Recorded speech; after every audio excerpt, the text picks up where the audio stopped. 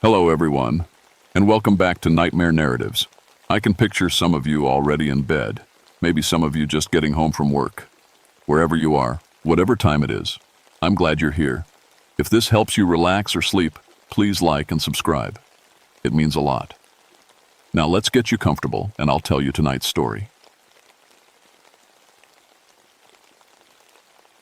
My name is Ezra Millfield, and I've been walking these mountains for 43 years.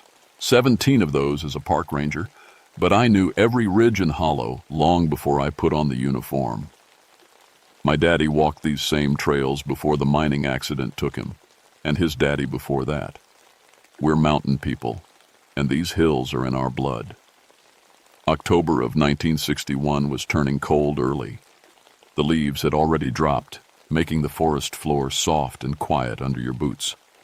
I was checking the backcountry around Cataract Falls when the call came in on my radio, crackly and faint like they always were up in those hollows. Ezra, we got missing campers. Johnson family from Knoxville. I clicked the radio twice to show I heard. Missing folks weren't uncommon, especially with hunting season starting. City people got turned around easy in these woods. Usually found them a day later, embarrassed and hungry, but fine. But this felt different somehow. The Johnson family had permits for 3 days near the falls. Father, pregnant mother, and their 10-year-old boy. Simple camping trip, nothing fancy. They should have checked out yesterday morning. I hiked the 8 miles to their campsite, my boots finding the familiar rhythm of the mountain trail. The radio went dead about halfway there. Happens a lot in the deep hollows where the peaks block everything. Made you feel alone in a way that city folks couldn't understand. When I found their camp, my skin went cold. The tent was still up, but slashed open from the outside. Long, deep cuts that looked like claw marks, but bigger than any bear I'd ever seen. Their Coleman lanterns sat on the picnic table, still burning from the night before. Half-eaten beans sat in a pot over cold ashes. But here's what made my hands shake. All their metal things were arranged in perfect patterns around the campsite. Belt buckles, zippers, the father. Let's watch their cooking pots, laid out in straight lines and circles like someone had been playing with them. That wasn't natural. Animals don't arrange things. People don't arrange strangers' belongings and then disappear. I radioed for backup, though I wasn't sure the call would get through. While I waited, I walked the edges of their camp looking for tracks. Found them too. Bare human footprints, but 16 inches long and pressed deep into the soft earth. Deeper than any man should make, like whatever left them weighed twice what it should. The tracks led toward the old hemlock grove, the dark part of the hollow where the trees grew so thick you couldn't see sky. Local Cherokee used to say that grove was sacred, that spirits lived there. My Cherokee friend Tommy Crowwing told me stories when we were kids. Said his grandmother warned him never to camp in that particular hollow. Something lives in the deep woods, Ezra, he'd said. Something that remembers when this land was different. I'd always figured those were just stories. Mountain folks loved their ghost tales, especially when they wanted to keep outsiders away from their moonshine stills. But standing there in that slashed campsite with those impossible footprints leading into the dark trees, those old stories didn't seem so silly anymore. The temperature dropped while I waited for backup. Not the gradual cooling you expect in October, but a sudden chill that made my breath fog. The forest went quiet too. No insects, no squirrels chattering, no bird calls. Just silence so complete it made your ears ring. That's when I noticed my compass was spinning. The needle swung in slow circles, never settling on true north.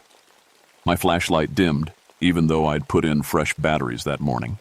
Something was wrong in that hollow. Something that didn't belong in any world I understood. When Billy Cornett's show. Wet up an hour later, huffing and red-faced from the climb, I was grateful for the company. Billy was young, 24, and eager to prove himself. Good kid, strong climber, but he'd only been ranging for 6 months. This was his first missing persons case. "What do you think happened, Ezra?" he asked, looking at the destroyed campsite. I studied those massive footprints again, following them with my eyes toward the dark grove. "I don't rightly know, Billy, but we need to find that family. Could be bears, he suggested. Big ones. Bears don't arrange cookware in patterns, I told him. And they don't leave tracks like that. Billy crouched down beside one of the prints. His face went pale. Jesus, Ezra. What's got feet that big? I checked my watch. 3 o'clock, but the light in the hollow felt like evening. The shadows were too long, too dark. Everything felt wrong. I don't know, I said. But we're going to find out. We followed the tracks into the hemlock grove, our flashlights cutting weak beams through the gathering darkness. The prints led straight toward the heart of the hollow, where the old-growth trees crowded together like they were keeping secrets. You ever been back here before? Billy whispered. Something about the place made you want to whisper. Few times, I said, checking for stills mostly, but it always felt unfriendly. That was the only word for it. The grove felt like it was watching us, waiting for us to leave or come close enough to grab. The air was thick and still, no wind moving through the branches. Our footsteps on the wet leaves sounded too loud. After a quarter mile, we found the first piece of evidence. A woman's blue dress, torn and dirty, hanging from a branch about 12 feet up. Too high for her to have put it there herself, too high for any normal person to reach. How'd that get up there? Billy asked, pointing his light at it. I was wondering the same thing. The branch wasn't broken or bent. The dress just hung there like someone had placed it carefully, like a flag marking territory. Help me get it. Down, I said. Billy boosted me up and I grabbed the dress. It was still damp, smelled like fear sweat and something else, something wild and musky that made my nose wrinkle. Mrs. Johnson had been wearing this when they disappeared. The tracks kept going deeper into the grove toward the sound of falling water. Cataract Falls was back there somewhere, hidden behind the thick trees. But as we walked, I started noticing other sounds. A low humming, so deep you felt it in your bones more than heard it. And voices, distant voices that might have been the wind, or might have been people calling. You hear that? Billy asked. Yeah. Keep moving. My watch said 4 o'clock, but the hollow was getting darker. The humming was getting louder too, coming from somewhere ahead of us. The flashlight beams seemed weaker, like the darkness was eating the light. That's when we found the cave.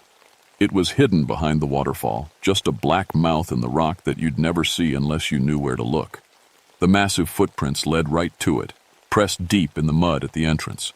But there were other tracks too, smaller ones, human-sized.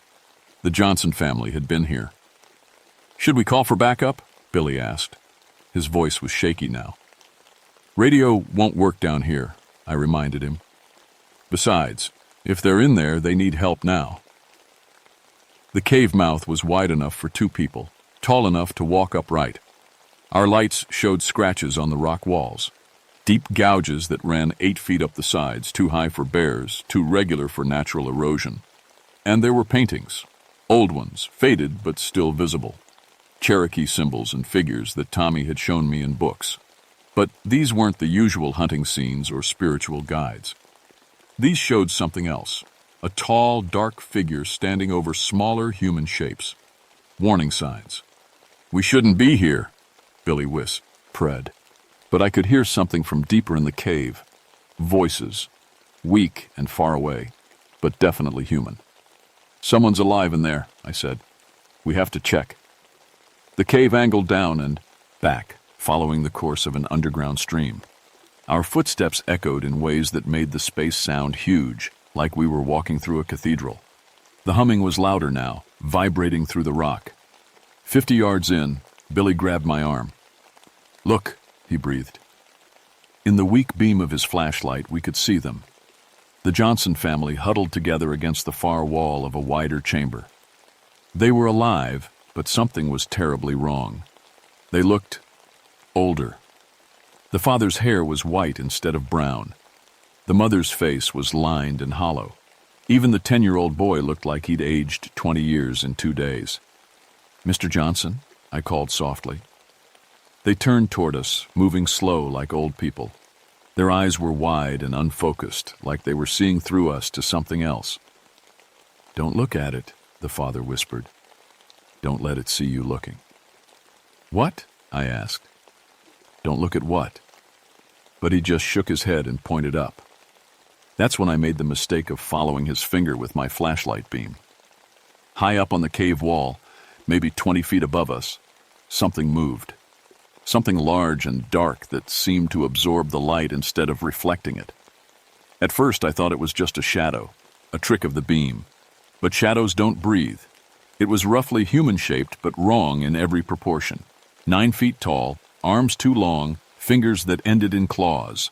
Its face was the worst part, almost human but stretched, with eyes that reflected no light at all. Just black holes in a face too pale and too thin, and it was looking right at us. Billy made a choking sound beside me.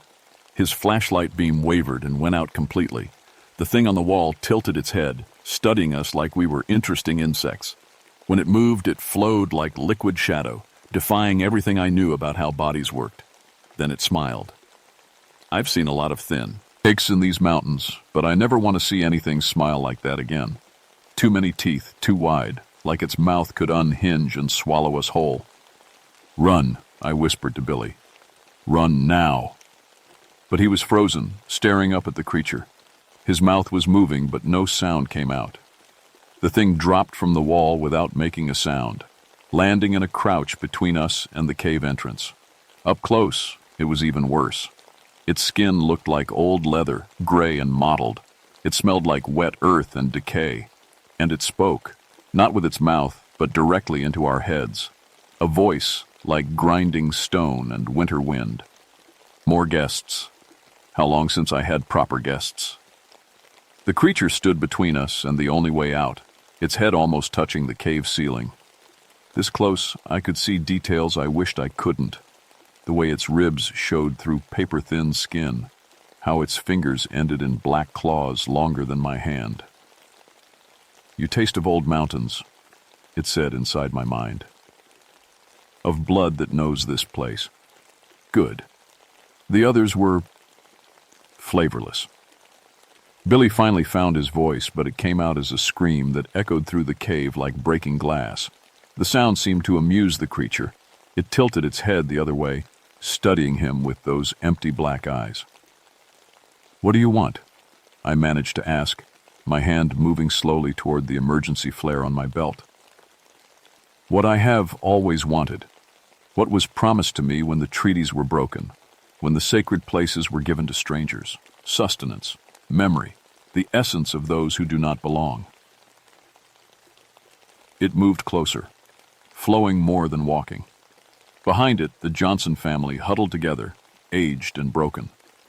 The mother was crying silently, tears running down her wrinkled cheeks. They have been adequate, but temporary. I require more permanent residence. I pulled the flare, yanked the cap, and struck it in one motion. Red light blazed through the cave, throwing wild shadows on the walls. The creature shrieked, not in our heads this time, but with its actual voice, a sound like tearing metal. It stumbled backward, raising those long arms to shield its face. For a moment, I thought we had a chance. Move, I shouted to Billy. Get the family. But Billy wasn't moving. He stood frozen, staring at something behind me. His face had gone completely white. I turned and saw them, shadows moving along the cave walls, but shadows with substance. Dozens of them, human-shaped but wrong, like the silhouettes of people who had been stretched and twisted. My children, the creature said, lowering its arms despite the flare light. The essence of all who have fed me over the centuries. They are eager to welcome you.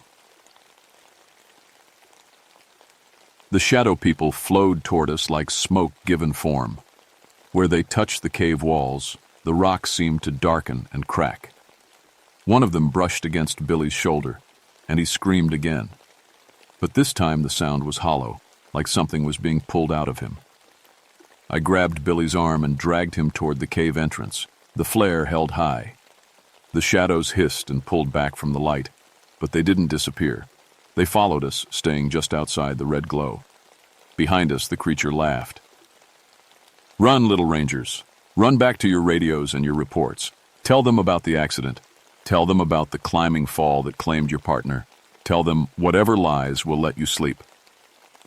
We stumbled through the narrow passage, Billy leaning heavily on me. Something was wrong with him. He kept looking back at shadows that weren't there, mumbling about his grandfather. "Grandpa Joe?" he whispered. "Is that you, Grandpa Joe?"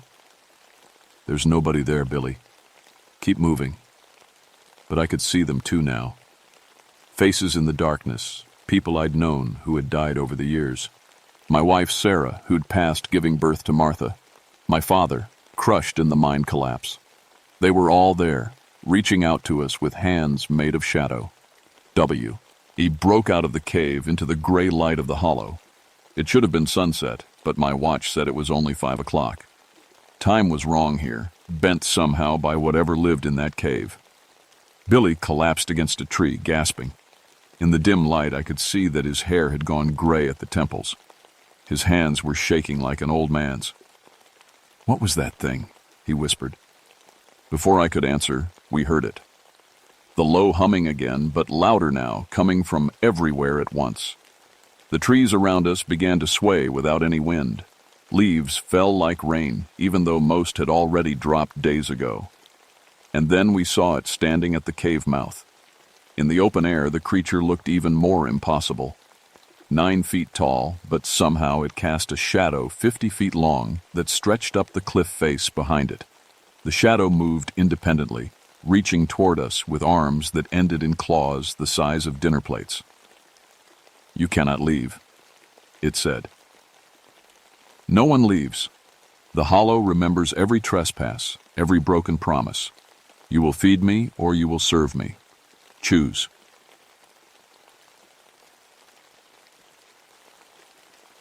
Billy tried to run.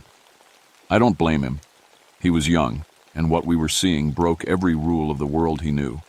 But the shadows caught him before he made it 10 steps. They didn't grab him physically. Instead, they seemed to flow into him through his eyes and mouth. Billy's scream cut off mid-note, and he stood perfectly still, his head tilted at an unnatural angle. When he turned to look at me, his eyes were completely black. "Ezra," he said in a voice that wasn't quite his own. "It's not so bad. It doesn't hurt after the first moment. And you get to see everyone again. Everyone you've lost." The thing that had been Billy took a step toward me, and I saw my wife's face in the shadows behind it. Sarah, looking exactly as she had the day she died, reaching out to me with love in her eyes. "Join us, Ezra," she said. "Join us, and we can be together again." I wanted to. God help me, I wanted to walk into those shadows and hold my wife again, even if it meant becoming something like them. But then I thought of Martha, my 16-year-old daughter, waiting at home for her father to come back from work. She'd already lost her mother. She couldn't lose me too. I lit my second flare. The creature roared and Billy things stumbled backward, but this time I was ready for them. While they were blinded by the light, I ran, not toward the trail. That would take too long and they'd catch me in the open. Instead, I headed for the steepest part of the cliff, where rock climbing skills might give me an advantage over something that flowed like smoke. Behind me, I could hear them coming. Not footsteps, but a sound like wind through dead leaves, like whispers in a language I didn't want to understand. I climbed faster than I ever had in my life, my fingers finding holds in the dark rock by instinct and desperation. 20 feet up, 30, 40. High enough that a fall would kill me, but maybe high enough to get above whatever power held this hollow in its grip. When I looked down, the creature was standing directly below me, its shadow face turned up toward mine. Billy was beside it, still wearing that unnatural smile. "Climb higher, little ranger. Climb to the very top. It will only make the fall more satisfying." But I kept climbing, because stopping meant giving up. And I couldn't give up, not with Martha waiting for me. At 60 feet, something changed. The oppressive weight of the hollow lifted slightly, like I was climbing out of deep water toward the surface. My radio crackled to life. "Ezra, respond. Search team." I grabbed the radio with shaking hands. "This is Millfield. I'm at Cataract Falls. Officer down. Need immediate backup and medical." The response was scratchy but audible. Copy, Ezra. Team's en route. What's your situation? I looked down at the creature and the thing that had been Billy. They were still there, but something about the radio contact seemed to diminish them slightly. Climbing accident, I said, the lie burning my throat. Billy fell in the cave system. Possible fatalities among the missing campers. Because what else could I say? That an ancient shadow creature was feeding on human souls in a cave behind Cataract Falls? That my partner had been possessed by something that defied every law of nature? They'd lock me up, and Martha would be alone. So I climbed higher and lied into the radio and tried not to look at Sarah's face in the shadows below. I spent 3 hours on that cliff face, holding on to rock and lies with equal desperation. The rescue team's voices on the radio kept me anchored to the real world, but every time I looked down, the creature was still there, waiting. When the search team finally reached the hollow with ropes and medical equipment, the thing below me faded back into the cave like smoke. But I could still feel it watching, still hear its voice in the back of my mind. This is not finished, keeper of the old blood. You will return to me, or I will come to you. They found Billy's body at the bottom of the cliff, broken like he'd fallen from a great height. The official report said he'd slipped while investigating the cave system. There was no mention of aged flesh or shadow-touched eyes, because by the time they reached him, he looked normal again. Dead, but normal. The Johnson family was harder to explain. When the medics brought them out of the cave, they looked like regular people again. The father's hair brown, the mother young and pregnant, the boy just 10 years old. But they were all in deep shock, couldn't remember what had happened to them. Must have been the cold, the chief ranger said. Hypothermia can cause all kinds of confusion. I nodded and wrote my report. Climbing accident, exposure. Standard procedure followed. All lies, boo. Lies that kept the truth buried where it belonged. But that night, alone in my cabin, I couldn't sleep. Every shadow looked wrong. Every sound outside might have been something approaching. I kept checking on Martha, making sure she was safe in her bed. Around midnight, I made a decision that probably saved both our lives. I drove to Tommy Crowwing's house on the reservation, 20 miles from the park.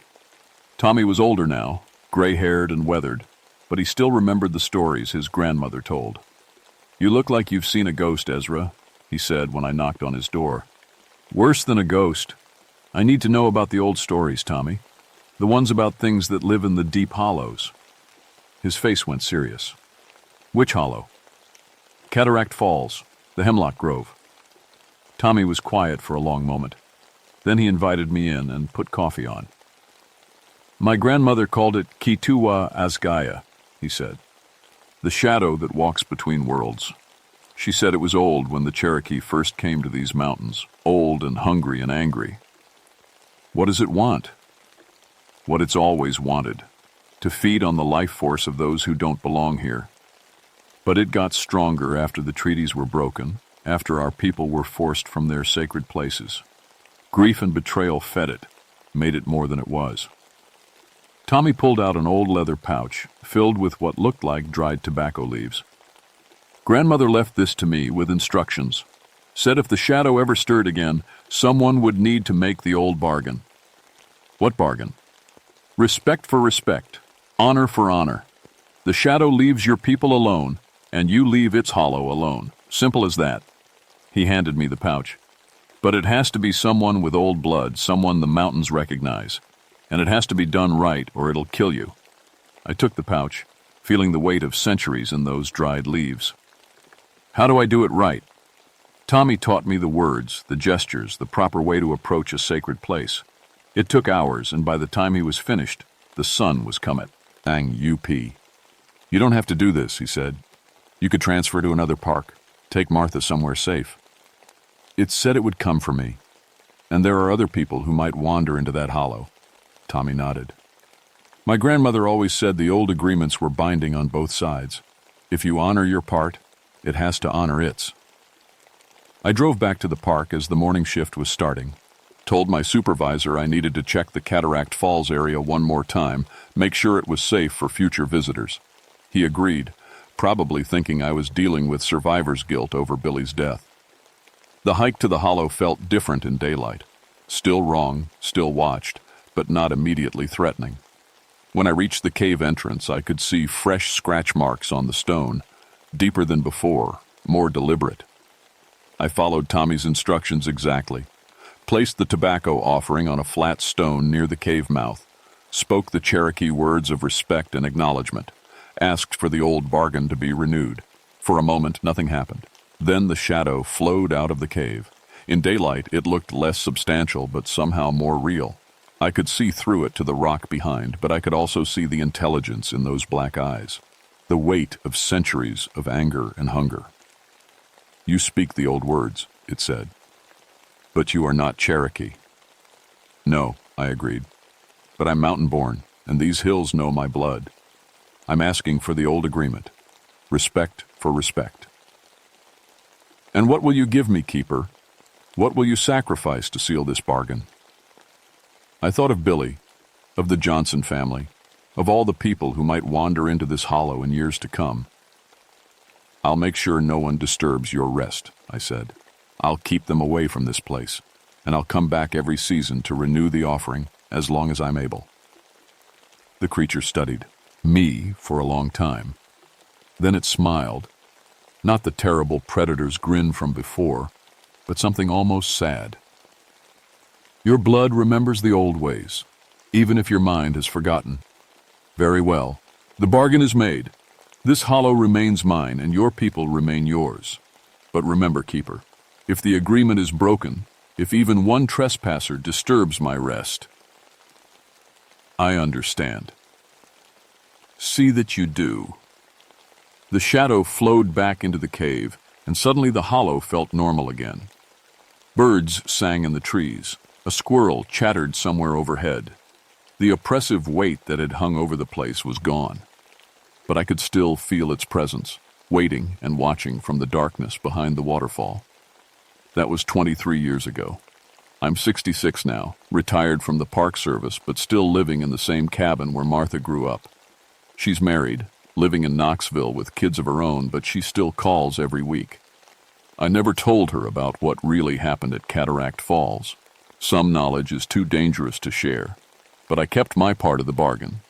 Every season, I hike the 8 miles to that hollow and leave an offering of Cherokee tobacco near the cave mouth. Sometimes I see signs that others have been there, hikers who ignored the warning signs, campers who thought they knew better than posted regulations. But they always leave again, quickly and quietly, with confused stories about getting turned around or feeling suddenly ill. The shadow keeps its part of the agreement.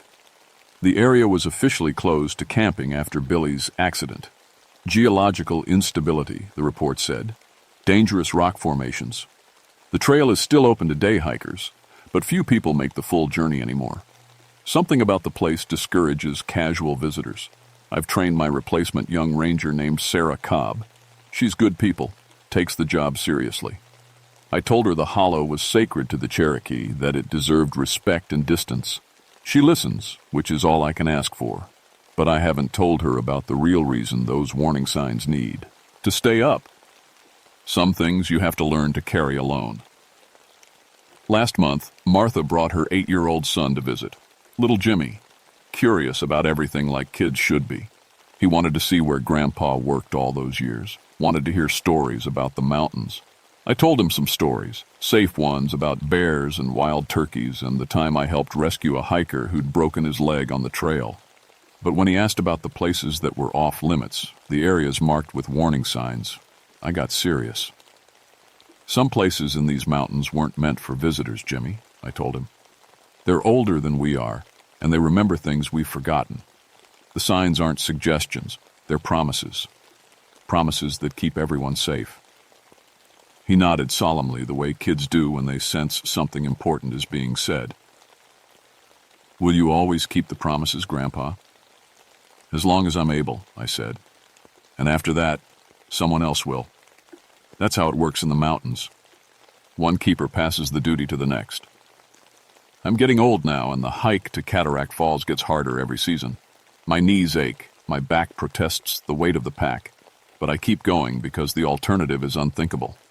Sometimes on the quarterly visits, I think I see Billy in the shadows near the cave mouth. Not the thing that wore his face that terrible day, but the real Billy, young and eager and grateful that someone still remembers his sacrifice. He waves sometimes, and I wave back. Sarah is always there too, my wife who died so young. She doesn't speak, but her presence is comforting. She understands why I have to keep coming back, why some promises can never be broken. The shadow and I have an understanding now. It feeds on small things. The life force of insects, the dreams of sleeping animals, the slow decay of fallen leaves. Enough to sustain it without harming anything that matters. In return, it keeps its hunger contained to that one hollow, and it discourages trespassers with quiet fear instead of violence. It's not friendship exactly, more like a truce between old enemies who've found a way to coexist. But I know it's still there, still watching, still remembering every broken treaty and every trespass. If the agreement ever fails, if someone else takes over who doesn't understand the importance of the old bargains, it will wake up hungry. That's why I'm writing this down now while my memory is still clear. So whoever comes after me will know the truth, will understand what those warning signs really mean. The mountains are beautiful, but they're not empty. They remember everything, every footstep, every campfire, every promise made or broken. And some of the things that remember are older and stranger than anything in our modern world. Respect the warnings, honor the agreements, keep the promises, and never ever camp in the hollow below Cataract Falls. Some places in these mountains weren't meant for outsiders, and they remember every trespass.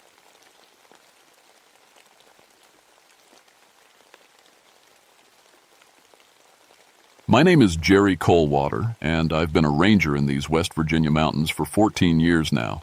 Before that, I spent my days underground, mining coal like my daddy and his daddy before him.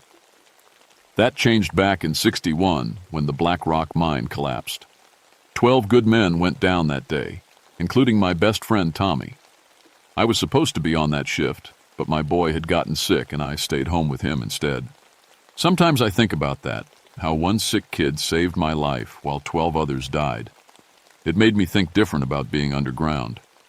That's when I decided to become a park ranger. Same mountains, same coal dust in the air. But now I work to keep people safe instead of digging deeper into danger.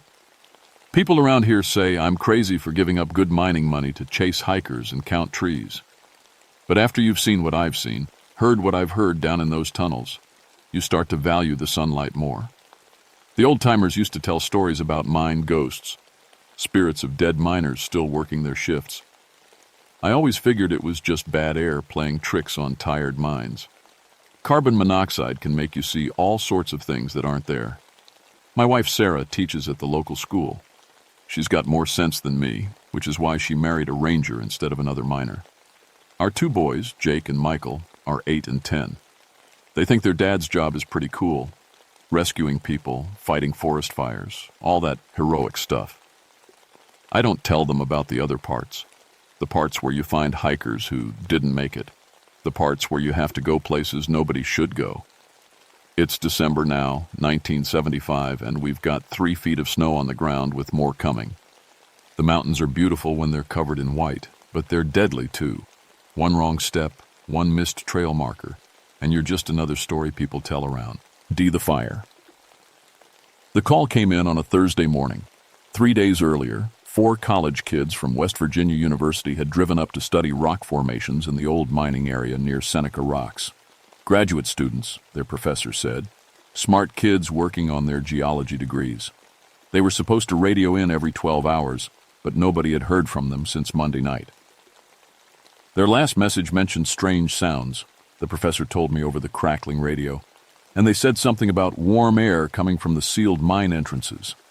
I thought it was just geological venting, but now I knew the area he was talking about. The old Black Rock mine, where my friends died 14 years ago. They'd sealed it up good after the collapse, but there were dozens of other shafts and tunnels throughout those mountains. Most of them hadn't been touched since the 1890s, when the big mining companies pulled out after that terrible disaster. 47 men died in that one, buried so deep they never got the bodies out. The drive up took me 2 hours through winding mountain roads covered in ice. My partner for this search was Dale Wickham, a state trooper who'd grown up in these parts. Dale was good people, steady, reliable, not the type to panic when things got strange. He'd wait at the surface and keep the radio working while I went down to look for those kids. We found their equipment first: ropes, pulleys, and geological hammers laid out neat as you please at the entrance to the old mine. Their van was nowhere to be seen, but there were fresh tire tracks in the snow leading right up to the mine opening. That didn't make sense. If they'd driven away, why leave all their gear behind? Maybe someone picked them up, Dale suggested, but he didn't sound convinced. I knelt down and looked at the mine entrance. The old wooden boards that sealed it were broken, inward, like something had pushed through from the inside. Fresh wood splinters lay scattered on the snow, and when I put my hand near the opening, I felt it. Warm air flowing out of a mine. That should have been cold as a tomb. "Jerry," Dale called from behind me. "You better look at this." He was standing over their equipment, holding up a climbing rope. The end was cut clean, not frayed like it would be if it broke under stress. Someone had taken a knife to it. I checked my gear one more time. Helmet with a good light, backup flashlight, radio, rope, and my mining experience from the old days. After what happened to my friends in '61, I'd studied mine safety like my life depended on it. Because it did. "I'm going down," I told Dale. "If you don't hear from me in 2 hours, call for backup." "You sure about this?" he asked. "Maybe we should wait for more people." I looked at that broken wooden barrier again, felt that warm air on my face. 4 kids were missing, and every hour we waited made it less likely we'd find them alive. "Those college kids have been down there for 3 days, I said. "We can't wait any longer." As I squeezed through the broken boards into the darkness beyond, I heard Dale's voice behind me. "Be careful, Jerry. Something doesn't feel right about this place." He was right. Something didn't feel right at all. The first thing that hit me was the warmth. Mines are supposed to be cold this time of year, especially abandoned ones that haven't had heat or ventilation for over a decade. But the air flowing past my face felt like a spring morning, carrying scents that shouldn't exist. Fresh timber, coal dust, and something else. Something that smelled like sweat and tobacco. My helmet light cut through the darkness as I made my way down the main shaft. The wooden support beams looked older than dirt, but they seemed solid enough. Every 20 feet or so, I'd stop and call out, "Hello? Anyone down here? This is Park Ranger Coldwater." Nothing but echoes answered back. The tunnel split about 200 feet in. I'd studied the old mine apes before coming down, so I knew the layout. Left led to the main coal seam where the 1975 students should be working. Right led deeper into the mountain, toward the sections that were sealed after the 1890s disaster. I went left first. That's when I heard it. The sound of metal on stone, rhythmic and steady.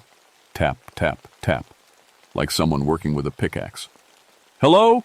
I called again, moving toward the sound. "I'm here to help." The tapping stopped. I moved faster now, following the tunnel as it curved downward.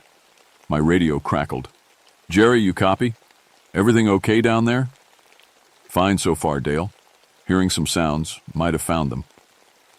But as I rounded the bend, my light showed me an empty chamber. No students, no equipment, no sign anyone had been there recently. Yet the air still felt warm, and I could swear I smelled fresh coffee brewing somewhere. I checked my equipment. The methane detector was going crazy, needle jumping all over the place even though the air smelled clean. My compass spun like a carnival ride, and my backup flashlight kept flickering on and off by itself like it was sending some kind of signal. That's when I saw the lunch pails. 3 metal lunchboxes sat on a wooden crate in the corner of the chamber. Old-style pails, the kind miners carried in the early 1900s. They looked like they'd been placed there minutes ago. No dust, no rust, still warm to the touch. I opened one with my gloved hand.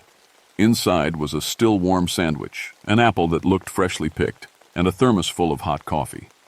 Steam rose from the cup when I unscrewed the lid, but that was impossible. This mine had been abandoned since 1961, sealed since then. No one could have been down here making coffee. I grabbed my radio. "Dale, I'm finding some strange things down here, might need backup. Static answered me. Then, faintly, I heard Dale's voice. Jerry? Jerry, say, can you hear me? Something's happening up here. The student's van just appeared in the parking lot. Engine's still warm, but nobody's in it. The radio went dead. I tried again, but got nothing but white noise. I was on my own now, 300 feet underground, with warm coffee and impossible lunch pails. I made a decision that probably saved my life. I took one of the coffee cups with me as evidence and headed back toward the main tunnel. That's when I heard the singing. Men's voices, deep and tired, singing an old mining song I remembered from my childhood. Down in the dark, where the coal dust flies, working hard 'neath the mountain's weight, digging deep where the black gold lies, praying we'll see the light of day. The voices were coming from the right tunnel, the sealed section that led toward the 1890s disaster site. Every instinct I had told me to get out of there, to run back to the surface and wait for backup.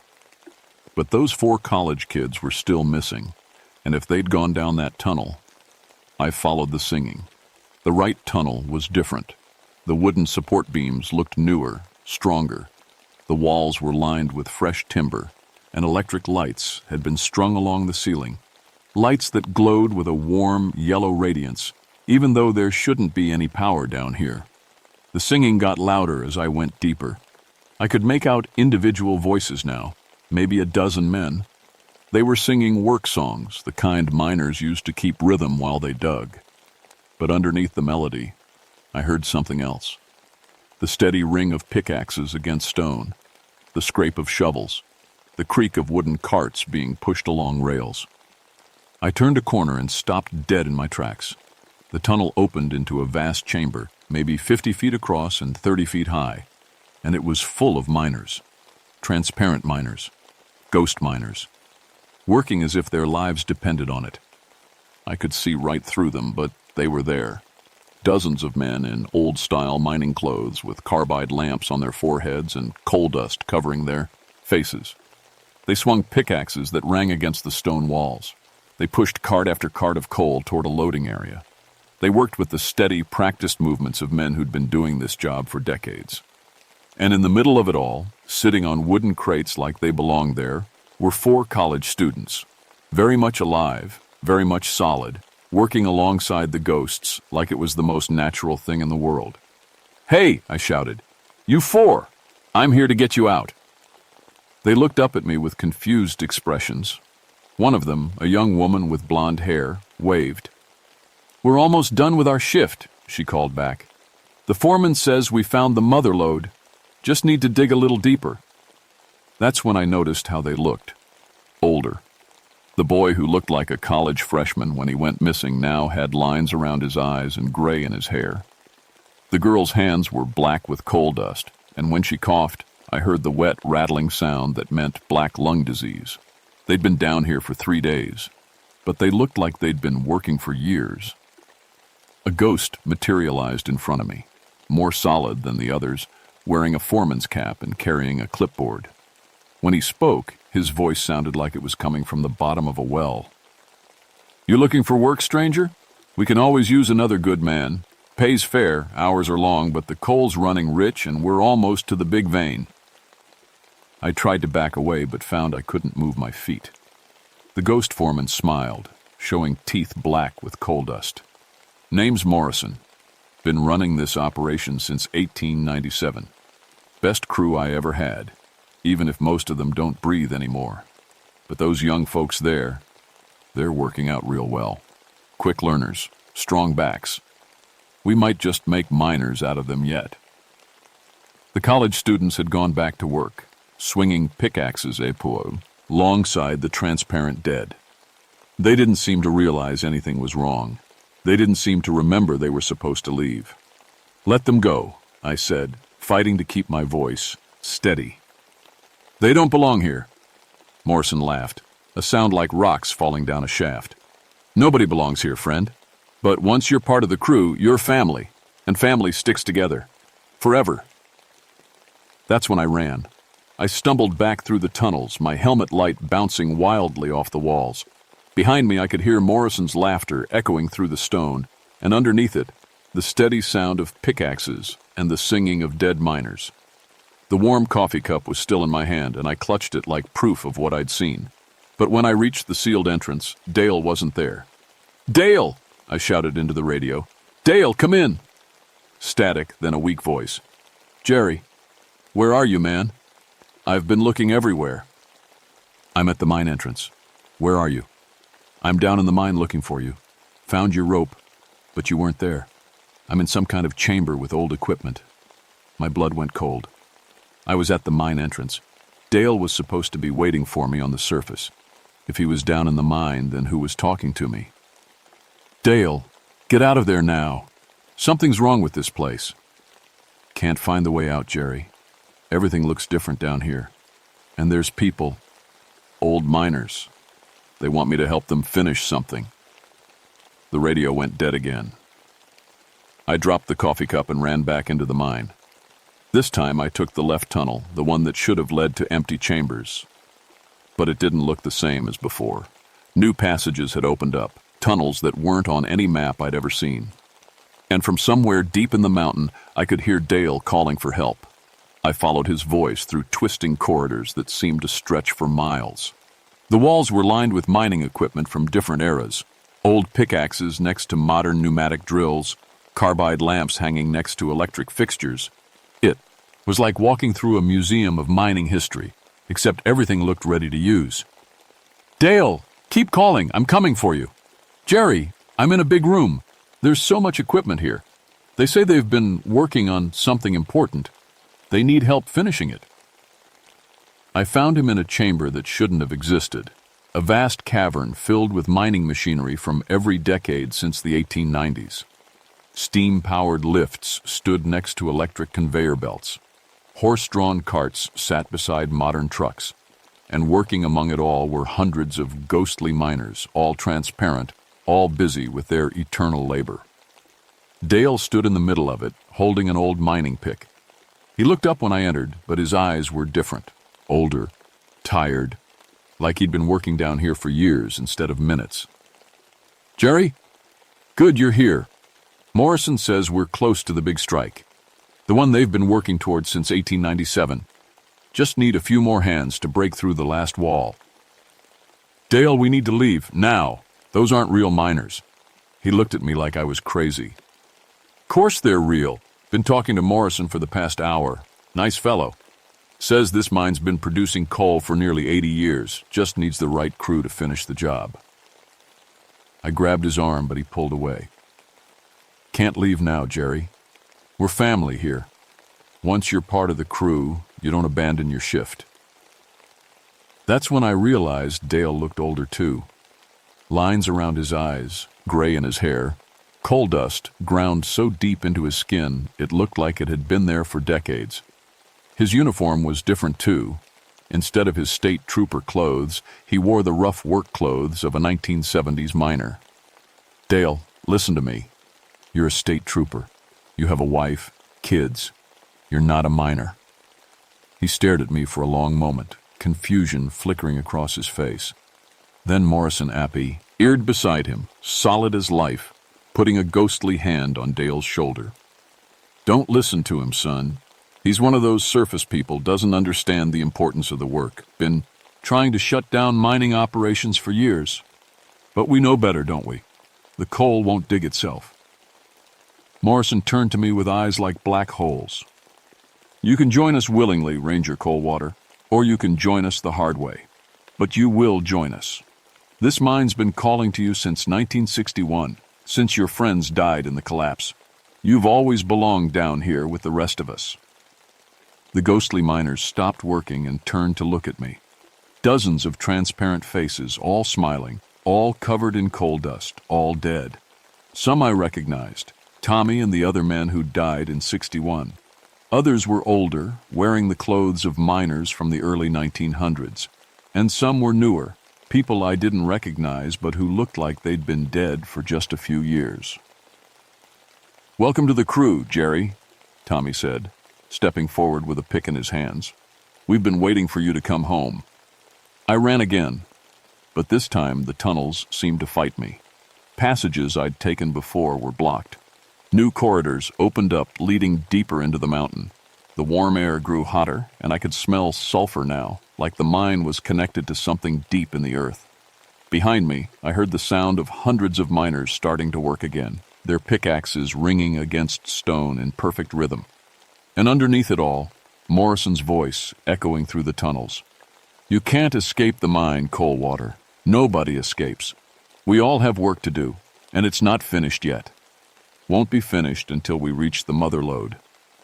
The big vein that's been waiting down there since the world began." I found myself back in the chamber where the college students were working. But now there were more of them. Maybe a dozen young people, all working alongside the ghost miners, all looking years older than they should. And sitting in the corner, no longer trying to escape, was Dale. He'd picked you. PA shovel and was loading coal into a cart, whistling an old mining song. "Dale!" I called. He looked up and waved cheerfully. "Jerry, come join us. Morrison says we're close to breaking through. This could be the strike that makes us all rich." That's when I understood. The mine wasn't just haunted. It was alive. It fed on people, on their lives and their years, keeping them working forever while it slowly drained away everything that made them human. The ghost miners weren't just spirits of the dead. They were the mine's employees, trapped here to work for eternity. And now, it wanted me. I could feel it pulling at my mind, showing me images of the coal vein that waited deeper in the mountain. Coal so pure and rich it would make a man wealthy beyond imagination. All I had to do was pick up a tool and start digging, just for a little while, just until we broke through to the mother lode. "No," I said out loud. "I'm not staying." Morrison materialized in front of me, but this time he looked angry. "Everyone stays, Coldwater. That's the rule. Once you're down here, you're part of the crew, forever." The mine began to shake. Dust fell from the ceiling, and I heard the ominous crack of support beams under stress. The ghost miners kept working, but their movements became more frantic, desperate, like they knew their time was running out. "You want to cause another cave-in?" Morrison snarled. "You want to kill all these people just because you're too proud to do honest work?" I looked at Dale, at the college students, at all the trapped souls working mindlessly in the ghostly mine. They were alive, but barely. The mine was slowly consuming them, and if I didn't do something soon, they'd end up like Tommy and the others, transparent spirits trapped forever in an eternal shift. That's when I made my decision. I was getting out, and I was taking as many people with me as I could carry. I had explosives in my pack, small charges we used for clearing rock slides, enough to maybe blast a new way out if I used them right. But first, I needed to break the mines, hold on the people it had trapped. "Listen to me," I shouted over the sound of pickaxes and machinery. "All of you, look at your hands." Some of the college students glanced down. Their hands were black with coal dust, aged and worn, like they'd been mining for decades instead of days. "You're not miners," I yelled. "You're students. You came here to study rocks, not to dig coal." A few of them stopped working, confusion creeping into their faces. But Morrison was there instantly, his ghostly form becoming more solid, more real. "Don't listen to him," Morrison commanded. "He's trying to trick you. You belong here. This is your life's work." "What year is it?" I asked the students. "What year?" One of them, a young man who looked like he'd aged 20 years in 3 days, spoke up. "Why? It's 1897, of course. We're working the Black Rock seam, trying to reach the mother lode before winter sets in." "It's 1975, I shouted. "December 1975. You're college students from West Virginia University." The mine shuddered around us, and Morrison's face twisted with rage. "Enough!" he roared. "You'll work or you'll die. Those are the only choices in the mine." That's when I realized the truth. Morrison wasn't just the foreman of a ghostly mining operation.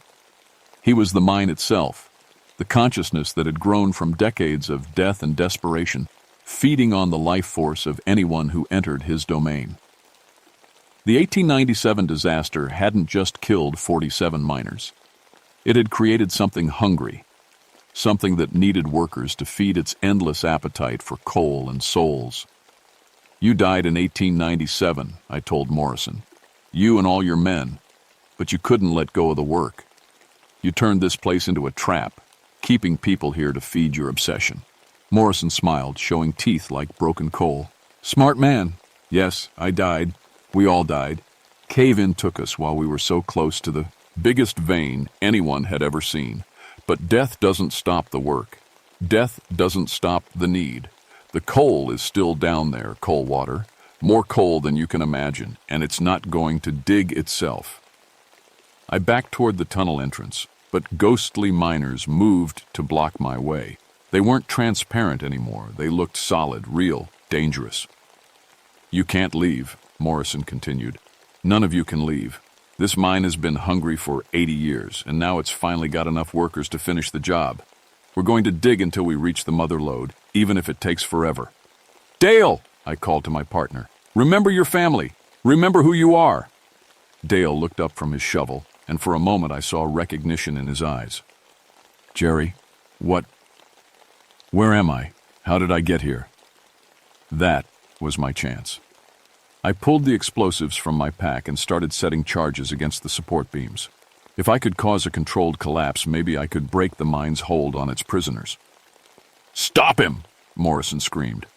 The ghostly miners rushed toward me, but they moved like they were underwater, slowed by the weight of decades. I finished placing the charges and grabbed Dale's arm. "We're leaving. Now." "What about the others?" Dale asked, his mind clearing. I looked at the college students. 2 of them seemed to be waking up, remembering who they were. But the other 2 were too far gone, their minds lost to the mine's influence. They kept working even as the ghost miners attacked me. "Run!" I yelled to the ones who could still hear me. "Follow me!" I triggered the first charge. The explosion echoed through the chamber like thunder, and one of the main support beams cracked. The ghostly miners screamed, a sound like wind through broken stones, and began to fade. But Morrison grew more solid, more real, as if the mine's desperation was giving him strength. "You'll kill us all!" he roared, lunging toward me with hands like chunks of coal. I dodged and set off the second charge. More beams cracked, and the ceiling began to sag. Water started, seeping through the cracks, groundwater that had been held back for decades. "The mine is flooding," Dale shouted. "We need to get out." 2 of the college students followed us as we ran for the tunnel. Behind us, Morrison's voice echoed through the collapsing chambers. "You can't escape. Nobody escapes the mine. We'll find you. We'll bring you back." The tunnel was collapsing behind us as we ran. I could hear the roar of rushing water and the screams of ghostly miners being swept away.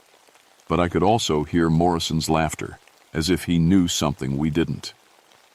We reached the sealed entrance just as the third charge went off. The explosion blew out the wooden barriers and sent us tumbling into the snow outside. Behind us, the mine entrance collapsed completely, sealing the hungry darkness forever. Dale and the 2 students lay in the snow, gasping and shaking. They looked terrible, aged, exhausted, marked by their time underground. But they were alive, and they were free. "The others?" one of the students whispered. "We left the others behind." I looked back at the collapsed mine entrance. Somewhere behind all that rock and debris, 2 college students were still trapped with Morrison and his crew of ghostly miners, still working, still digging, still searching for the mother lode that would never be found. "I'm sorry," I said. "I couldn't save them all." But even as I spoke, I could hear something that made my blood freeze. From deep underground, muffled by tons of rock, came the sound of pickaxes against stone. The mine was still active. Morrison and his crew were still working. And somehow, I knew they always would be. The official report blamed everything on environmental hazards and exposure. 2 students found suffering from hypothermia and disorientation.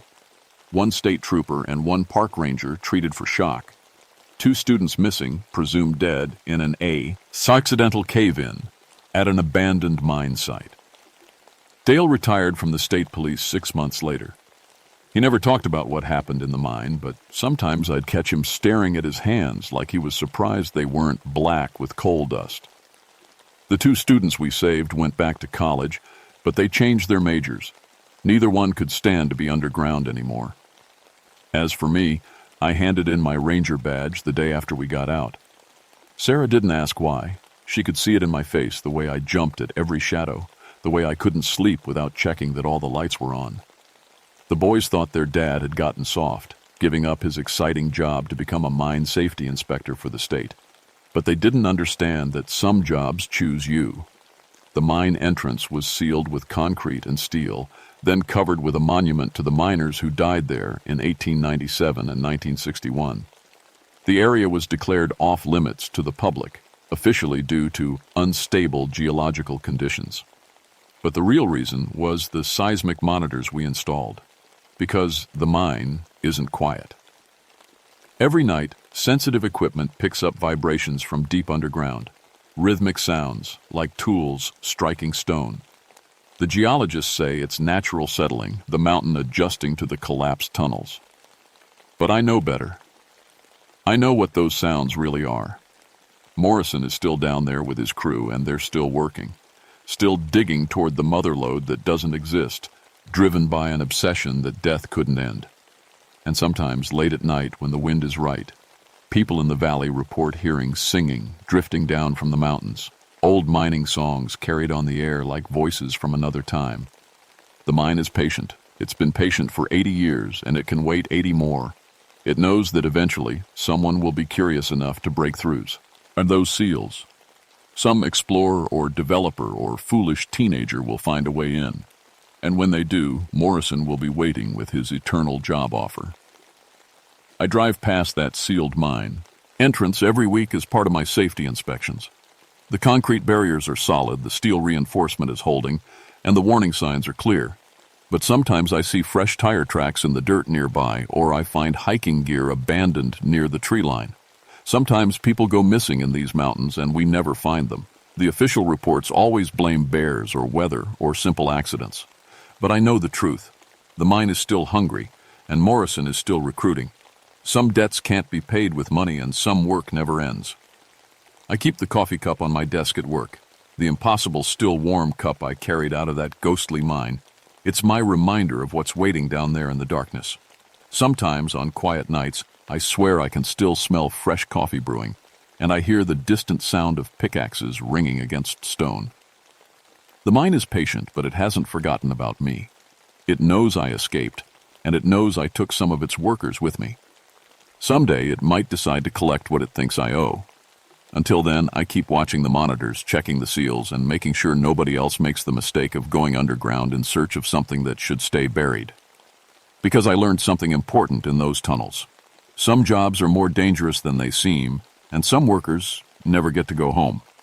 The mountain is quiet tonight, but the seismic readings show activity deep underground. Morrison and his crew are hard at work, just like they've been for nearly 80 years. Still singing their mining songs, still swinging their ghostly pickaxes, still believing that the next strike will be the big one that makes it all worthwhile.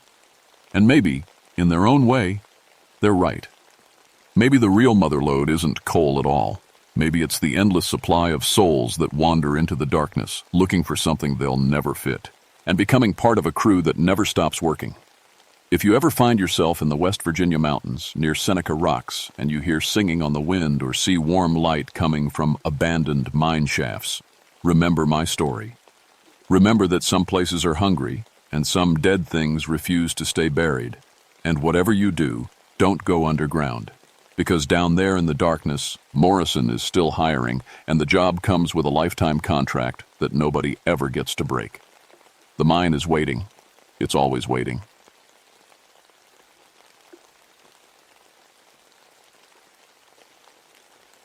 My name is Rebecca Thornwood, but everyone calls me Becca.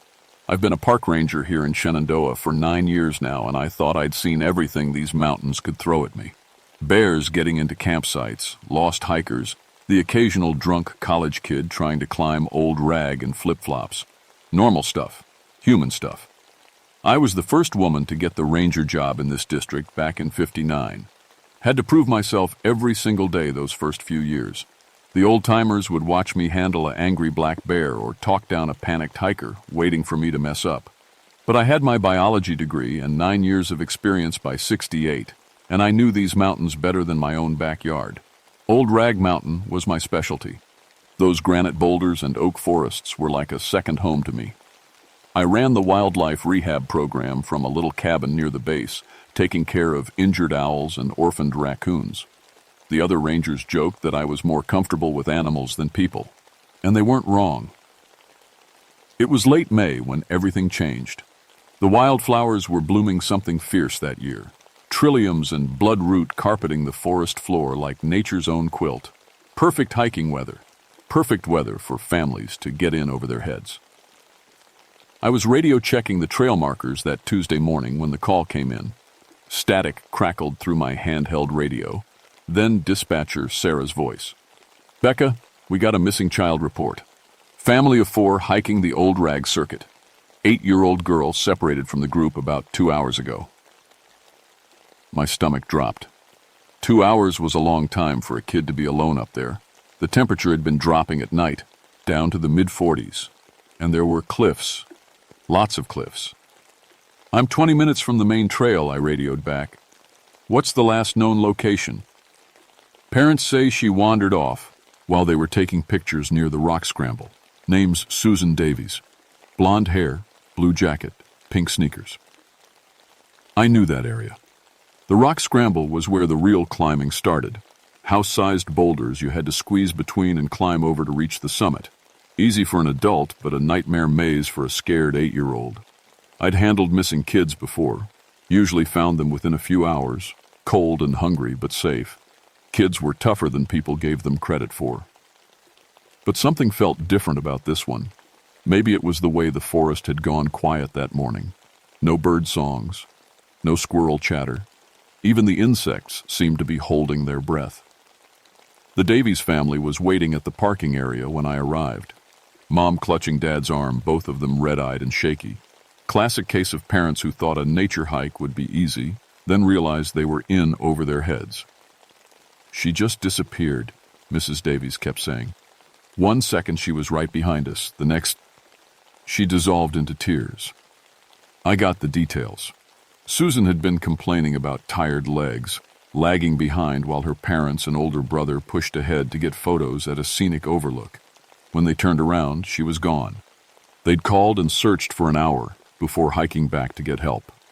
"Ma'am, I need you to know that kids are survivors," I told her, putting on my most confident ranger voice.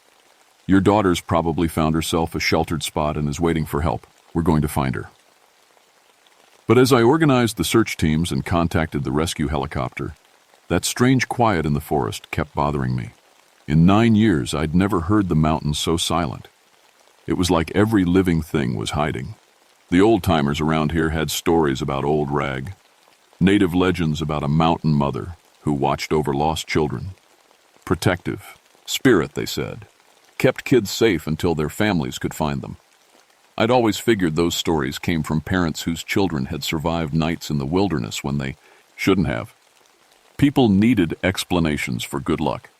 But standing there in that unnaturally quiet forest, organizing search teams for little Susan Davies, I felt something watching us from the trees, something big and old, and very interested in what we were doing.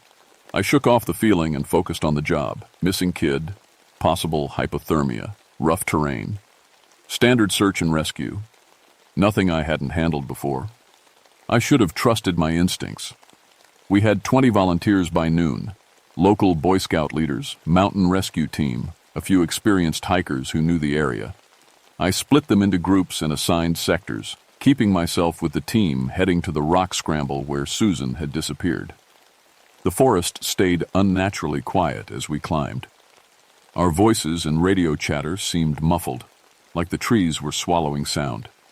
Even our tracking dogs were acting strange, whining and pulling their handlers in circles instead of picking up a scent trail. "Dogs aren't finding anything, Becca," called out Jim Morrison, one of our best handlers. "It's like the kid just vanished into thin air." I knelt down and studied the ground around the last spot the family remembered seeing Susan. Soft earth between the rocks should have held footprints, but there was nothing. No disturbed leaves, no broken twigs, no sign that an 8-year-old had ever been there. Maybe she doubled back, suggested Mike Chen, a volunteer from the mountain rescue team. Kids get scared. They sometimes head for familiar territory. But I was studying the boulder field ahead of us. House-sized chunks of granite created a maze of narrow passages and hidden chambers. Perfect place for a scared child to get lost, or for something else to hide. That's when we heard it. A child's voice, thin and distant, calling, "Mommy, Mommy, where are you?" Everyone froze. The voice seemed to be coming, but from deeper in the boulder field, maybe a quarter-mile ahead. "Susan!" Mrs. Davies screamed, pushing past our search line. "Susan, we're coming!" But as we rushed forward, the voice moved. Now it was behind us. Then to our left. The sound bounced off the granite walls like an echo. But echoes don't change direction. "Sound carries weird up here," I told the group. But my mouth was dry. In 9 years of working these mountains, I'd never heard anything like it. We spread out and kept searching. The rescue helicopter made passes overhead, but the pilot radioed that the canyon walls were too steep for a clear view. We were on our own.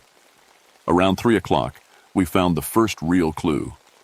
I was squeezing through a narrow passage between 2 massive boulders when I spotted something pink wedged in a crack about 8 feet up the rock face.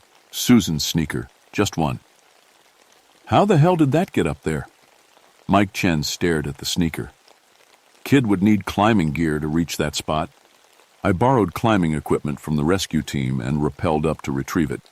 The sneaker was definitely Susan's, tiny with cartoon characters on the sides. But it wasn't scuffed or torn like you'd expect from a kid scrambling over rocks. It looked like it had been carefully placed in the crack, almost like someone had put it there for us to find. The helicopter pilot's voice crackled through my radio. "Ranger Thornwood, I'm seeing something odd down there. Large heat signature moving through the trees about half a mile north of your position. Too big to be the missing child." "What kind of heat signature?" I asked. "Hard to say. Shape's all wrong for a person, but it's definitely moving with purpose. And fast." I felt ice in my stomach. Black bears were common in the area, but they avoided people during the day. And the pilot said whatever he was seeing was moving fast and with purpose. "Lusao. Could be mama bear with cubs," I radioed back. "Keep your distance." But I'd been working with bears for 9 years. I knew their patterns, their behaviors. Bears didn't pluck sneakers off children and place them 8 feet up rock faces. We kept searching until dark, following Susan's voice as it led us deeper into the boulder maze. But every time we got close, the calling would stop, then start again from a different direction. As sunset painted the granite walls orange and red, I made the hard decision to call off the ground search for the night. Too dangerous to navigate the rock scramble in darkness, even with flashlights. "We'll resume at first light," I told the Davies family. "Full search teams, thermal imaging, everything we've got." Mrs. Davies grabbed my arm. "She's only 8 years old. She can't survive another night out there." I wanted to reassure her, but that unnatural quiet in the forest was getting worse. And I kept thinking about that heat signature the pilot had seen. Something big, moving with purpose through the trees. As the volunteers headed back to their cars, I stayed behind to check the radio repeaters on the mountain. Standard procedure, but really, I wanted a few minutes alone to think. That's when I saw her. Just a glimpse through the trees as I was testing the radio on the north face. A small figure in a blue jacket, maybe 100 yards away, walking calmly between the massive oaks. "Susan!" I called out, dropping the radio and crashing through the underbrush. "Susan, stop!" But by the time I reached the spot, there was nothing. No footprints. No disturbed vegetation. Just that same oppressive silence hanging over everything like a blanket. I stood there in the growing darkness, heart hammering, and realized I was no longer sure what we were dealing with. Missing children didn't disappear without leaving tracks. They didn't call from impossible locations, and they definitely didn't calmly walk through wilderness at night like they owned the place. Something was very wrong on Old Rag Mountain, and tomorrow We were going back up there to find it. The search resumed at dawn with twice as many volunteers. Word had spread through the community, and people were coming from as far as Charlottesville to help find Susan Davies. I coordinated 3 separate teams while the helicopter made grid searches overhead. But the forest was still wrong. If anything, the unnatural quiet had gotten worse overnight. Even the rescue dogs were refusing to work, pulling back toward the parking area instead of following scent trails. "Never seen anything like it," Jim Morrison told me, wrestling with his German Shepherd. "Rex here has found dozens of missing people. Now he won't even enter the boulder field." I was studying topographic maps with the helicopter pilot when Mike Chen's team radioed in from the east face of the mountain. "Becca, you need to get up here. We found something." Mike's voice had a strange tone. Not excitement, not fear, but something in between. I grabbed my climbing gear and headed for their position, a steep section of granite cliffs about a mile from where Susan had disappeared. What they'd found was impossible. A shelter. Not some random pile of sticks a lost child might have thrown together, but an actual constructed shelter. Walls of carefully placed stones, roof of woven branches and moss. Inside were beds made from soft leaves and pine needles, arranged in neat rows like a nursery, and children's belongings, lots of them. "This stuff's from different time periods," Mike said, holding up a rotted sneaker that looked like it was from the 1950s. "And look at this." He showed me a small collection of items laid out on a flat rock like offerings. A plastic doll with faded hair. A toy truck with rust eating the metal. A more recent item, a child's digital watch, still ticking. "How many kids do you think have been up here?" asked Jenny Walsh, one of our newer volunteers. I was counting bed spaces. 7 small sleeping areas, each carefully constructed and maintained. This wasn't the work of lost children. This was someone taking care of lost children. "We need to document everything and get this information to the sheriff," I said, but my hands were shaking as I took photographs. 7 children. How many families had lost kids on Old Rag over the years? How many had we failed to find? That's when we heard the singing. A lullaby, soft and wordless, drifting down from higher up the mountain. Female voice, deep and rich, with an odd echo that made it hard to pinpoint the source. "Is that?" Jenny started to ask. "Mommy?" Susan's voice cut through the lullaby. "Mommy, I'm okay. The nice lady is taking care of me." This time the voice was clear and close, coming from directly above us, maybe 50 feet up the cliff face. But when we looked up, all we could see was solid granite wall. "Susan," I shouted. "Can you hear me? This is Ranger Becca. Where are you?" The lullaby stopped. Then Susan's voice again, but fainter. "She doesn't want me to talk to strangers. But I'm safe, Mommy. She's keeping me safe." Mike Chen was already unpacking climbing ropes. "There's got to be a cave system up there, hidden entrance." But as he started setting anchors for the climb, something hit the cliff face about 10 feet to his left. A rock the size of a basketball, thrown with enough force to chip granite. We all looked up. Nothing visible on the cliff above us. Another rock, bigger this time, smashed into the ground where Jenny had been standing. She jumped back just in time. "We need to move," I said. "Now!" But as we gathered our equipment, the rock throwing got worse. Not random throws, deliberate targeting.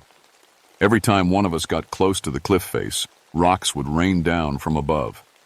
Perfect accuracy, like someone was aiming. Someone with a very good view of what we were doing.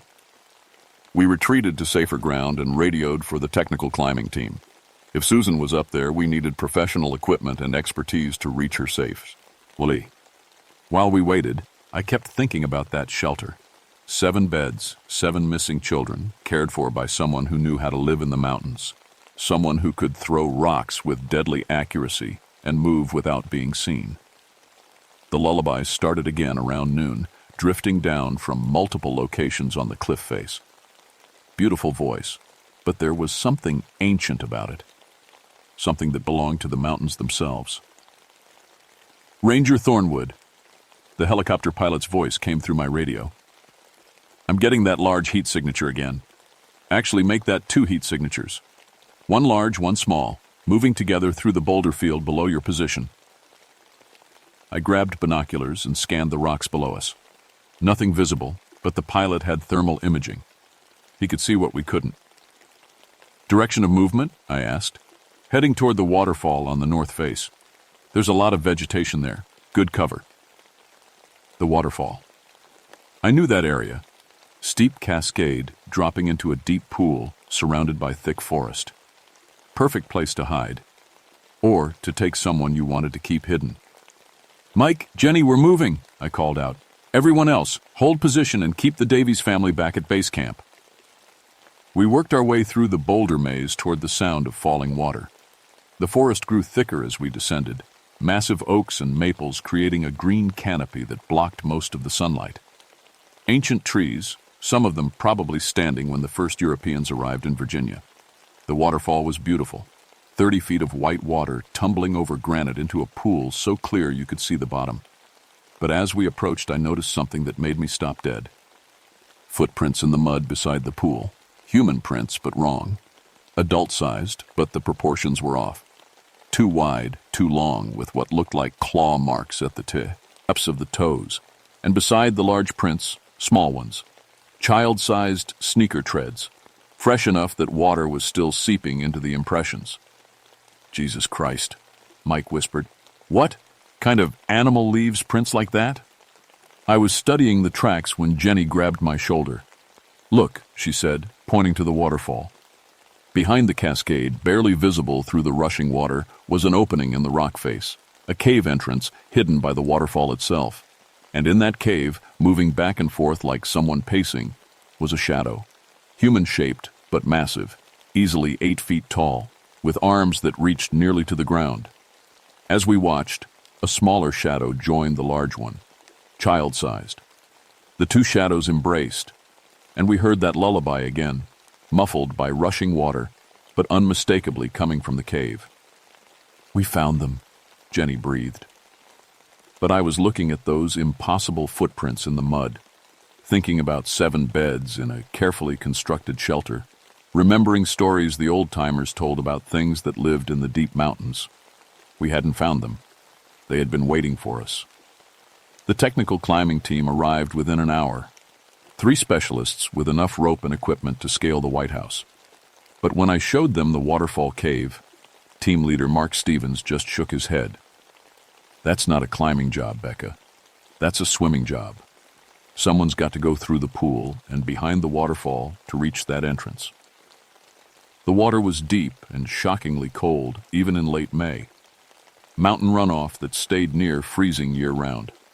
But it was the only way to reach Susan. I'll go, I said. I know these mountains better than anyone, and I've worked with traumatized children before. Mark started to argue, but we could hear Susan's voice from inside the cave, singing along with that deep, impossible lullaby. She was alive, and she sounded happy. Not scared or hurt, but genuinely content. That worried me more than screaming would have. I stripped down to my uniform shirt and pants, waterproofed my radio and flashlight, and waded into the pool. The cold hit me like a physical blow, but I pushed through the numbing shock and swam toward the waterfall. The water thundered over my head as I felt along the rock face for the cave entrance. My hands found an opening just wide enough for a person to squeeze through. I took a deep breath and pulled myself inside. The cave was larger than I'd expected. My flashlight beam revealed a natural chamber maybe 20 feet across, with passages leading deeper into the mountain. The walls were covered with drawings, childish artwork in charcoal and clay, depicting stick figures and animals, and what looked like a very large woman surrounded by smaller figures. And there was Susan Davies. She was sitting on a bed of soft moss and leaves, clean and healthy, wearing fresh clothes that definitely weren't the ones she'd disappeared in. Her blonde hair had been braided with wildflowers. She looked like she'd been living here for months, not 2 days. Beside her sat something that shouldn't have existed. 12 feet tall, covered in coarse dark hair, with arms that reached nearly to the ground.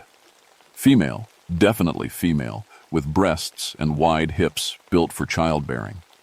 Her face was almost human, intelligent eyes, expressive mouth, but scaled up to match her massive body.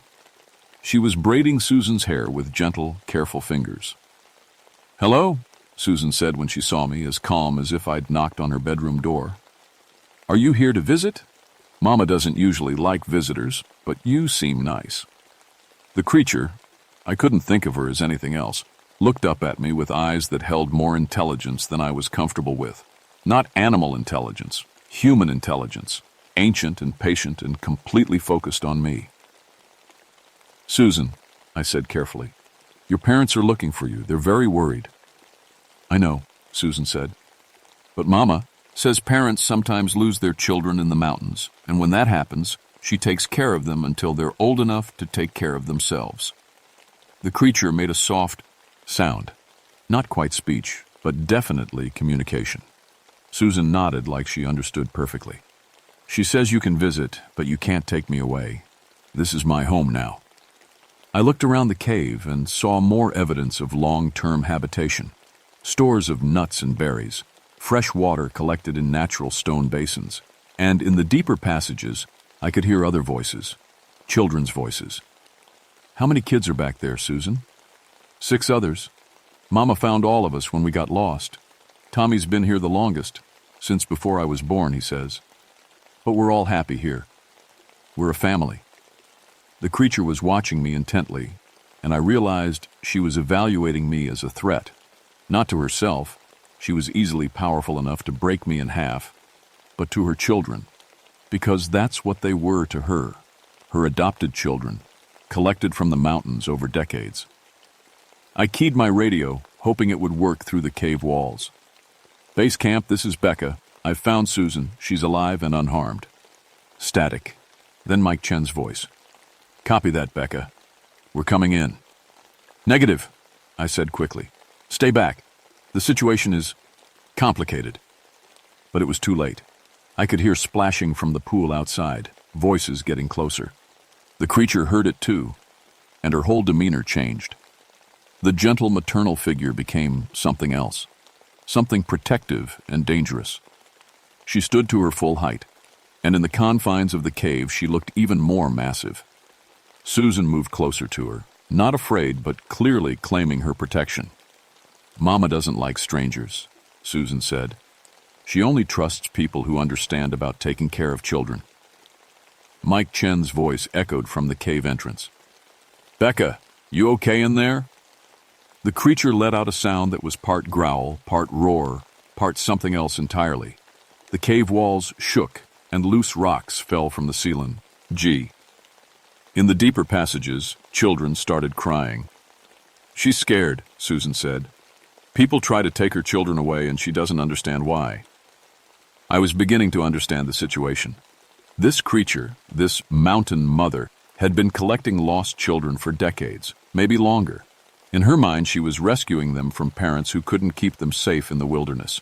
She was being maternal, protective, nurturing, and we were the threat. "Mike, back off," I radioed. "Do not enter this cave." But Mark Stevens was already squeezing through the entrance, climbing gear rattling, flashlight beam cutting through the darkness. The creature saw him and went completely still, the kind of stillness that comes right before an explosion. "Holy shit," Mark breathed when his light found her. That's when she moved. Faster than anything that size should have been able to move, she crossed the cave and grabbed Mark by his climbing harness. I heard bones crack as her massive hands closed around his chest. He screamed once, then went silent. She carried him to the cave entrance and threw him out into the pool with enough force that I heard the impact echo off the far wall. "Mama, no!" Susan was crying now. "He wasn't going to hurt us." But the creature was past listening. She blocked the cave entrance with her body and let out another roar that shook dust from the ceiling. From outside I could hear shouting, radio chatter, the sound of people running. "She won't hurt you," Susan said, grabbing my hand. "But she won't let you leave either, not if you're going to bring more people back." I looked into the creature's ancient eyes and saw the truth. She wasn't evil. She wasn't even really wild. She was a mother doing what mothers do, protecting her children from what she saw as danger. The problem was, we were the danger. Mark Stevens died in that pool, his chest crew, shed by hands that could have snapped trees. The rescue teams pulled his body out while I negotiated with a creature that shouldn't have existed, trying to find a solution that would save everyone. It took 6 hours. 6 hours of sitting in that cave, talking to Susan and the 6 other children the mountain mother had collected over the years. Tommy Hendricks, missing since 1952. Maria Santos, gone in 1961. 4 others, all taken as children, all raised in these caves as part of something that wasn't quite human family, but wasn't animal pack either. They were happy. That was the hardest part to accept. These children who'd been mourned and searched for and given up for dead, they were genuinely, completely happy. The mountain mother had given them something their original families couldn't: absolute safety, unconditional love, and a place where they would never be lost or abandoned again. But they were still human children, and some part of them remembered the world outside. "I miss ice cream," Susan admitted while the creature dozed in the afternoon heat. "And television. And my brother Jake, even though he's mean sometimes." The negotiation happened in gestures, simple words, and emotional communication that somehow transcended language. The mountain mother understood that Susan's parents were suffering. She understood that taking children caused pain. But she also understood that children got lost in her mountains, and lost children died without protection. The compromise we reached wasn't perfect, but it was workable. The mountain mother would return Susan and the 3 youngest children, those who'd been with her less than 5 years and still had strong connections to the outside world. In exchange, the Park Service would establish new safety protocols: mandatory supervision for children under 12 in the wilderness areas, better trail marking, regular patrols of the areas where children were most likely to get lost. And we would leave her alone. No more searches of her territory. No more attempts to study or capture her. The deep wilderness around the waterfall would be quietly designated as off-limits to the public. Tommy Hendricks and Maria Santos chose to stay. They'd been with her too long, become too much a part of her world. The mountain mother had raised them from children to adults, and this was their home now. We agreed to list them as presumed dead in official records, while quietly ensuring they had access to basic medical supplies and other necessities. The hardest part was explaining Mark Stevens' death. Climbing accident was the official cause. Equipment failure during a rescue attempt. His family never knew he died trying to separate a mother from her children. Susan Davies returned to her family with carefully constructed memory gaps. Exposure-induced trauma, the doctors called it. She remembered being lost, remembered being scared, but the details of her rescue were fuzzy. Her parents never questioned why she sometimes hummed lullabies in a language no one could identify, or why she insisted on sleeping with her bedroom door open so Mama can check on me. I kept my job, but everything changed for me after that day in the cave. I'd seen something that challenged every assumption I'd made about the natural world, about the boundaries between human and animal, about what it meant to be a mother. The mountain mother still lives in those caves behind the waterfall. I check on her territory during my regular patrols, leaving small offerings of food and supplies near the hidden entrances to her domain. Sometimes I catch glimpses of her moving through the trees at dusk, or hear her lullabies echoing off the granite walls. Children still get lost in Shenandoah National Park, but not in her territory. Not anymore. Parents who ignore the new safety protocols find their children gently guided back to marked trails by something they never quite see clearly. Rangers investigating reports of missi, and kids in the Old Rag area often find them sleeping peacefully in natural shelters, watched over by something that stays just outside the range of their flashlights. The old-timers were right about the mountain mother. She is a protector of lost children, but protection sometimes means keeping what you love close, even when others don't understand. I never told anyone the complete truth about what happened that day. How could I? Who would believe that something ancient and powerful lives in our national parks, raising human children with the patience and devotion of the world's most dedicated mother? But sometimes, late at night when I'm alone in my ranger station, I think about those children who chose to stay. About Tommy and Maria, now adults, living lives we can't imagine in caves we'll never map. About the mountain mother herself, patient and eternal, waiting for the next lost child who needs the kind of love she has to give. The mountains keep their secrets. And sometimes, those secrets are the most beautiful and terrible truths we'll ever encounter. My name is Rebecca Thornwood, and I've been keeping that secret for 7 years now. Some things are too important to share with a world that wouldn't understand. Some mothers will do anything to protect their children, even if those children aren't quite human, even if that mother isn't quite human either.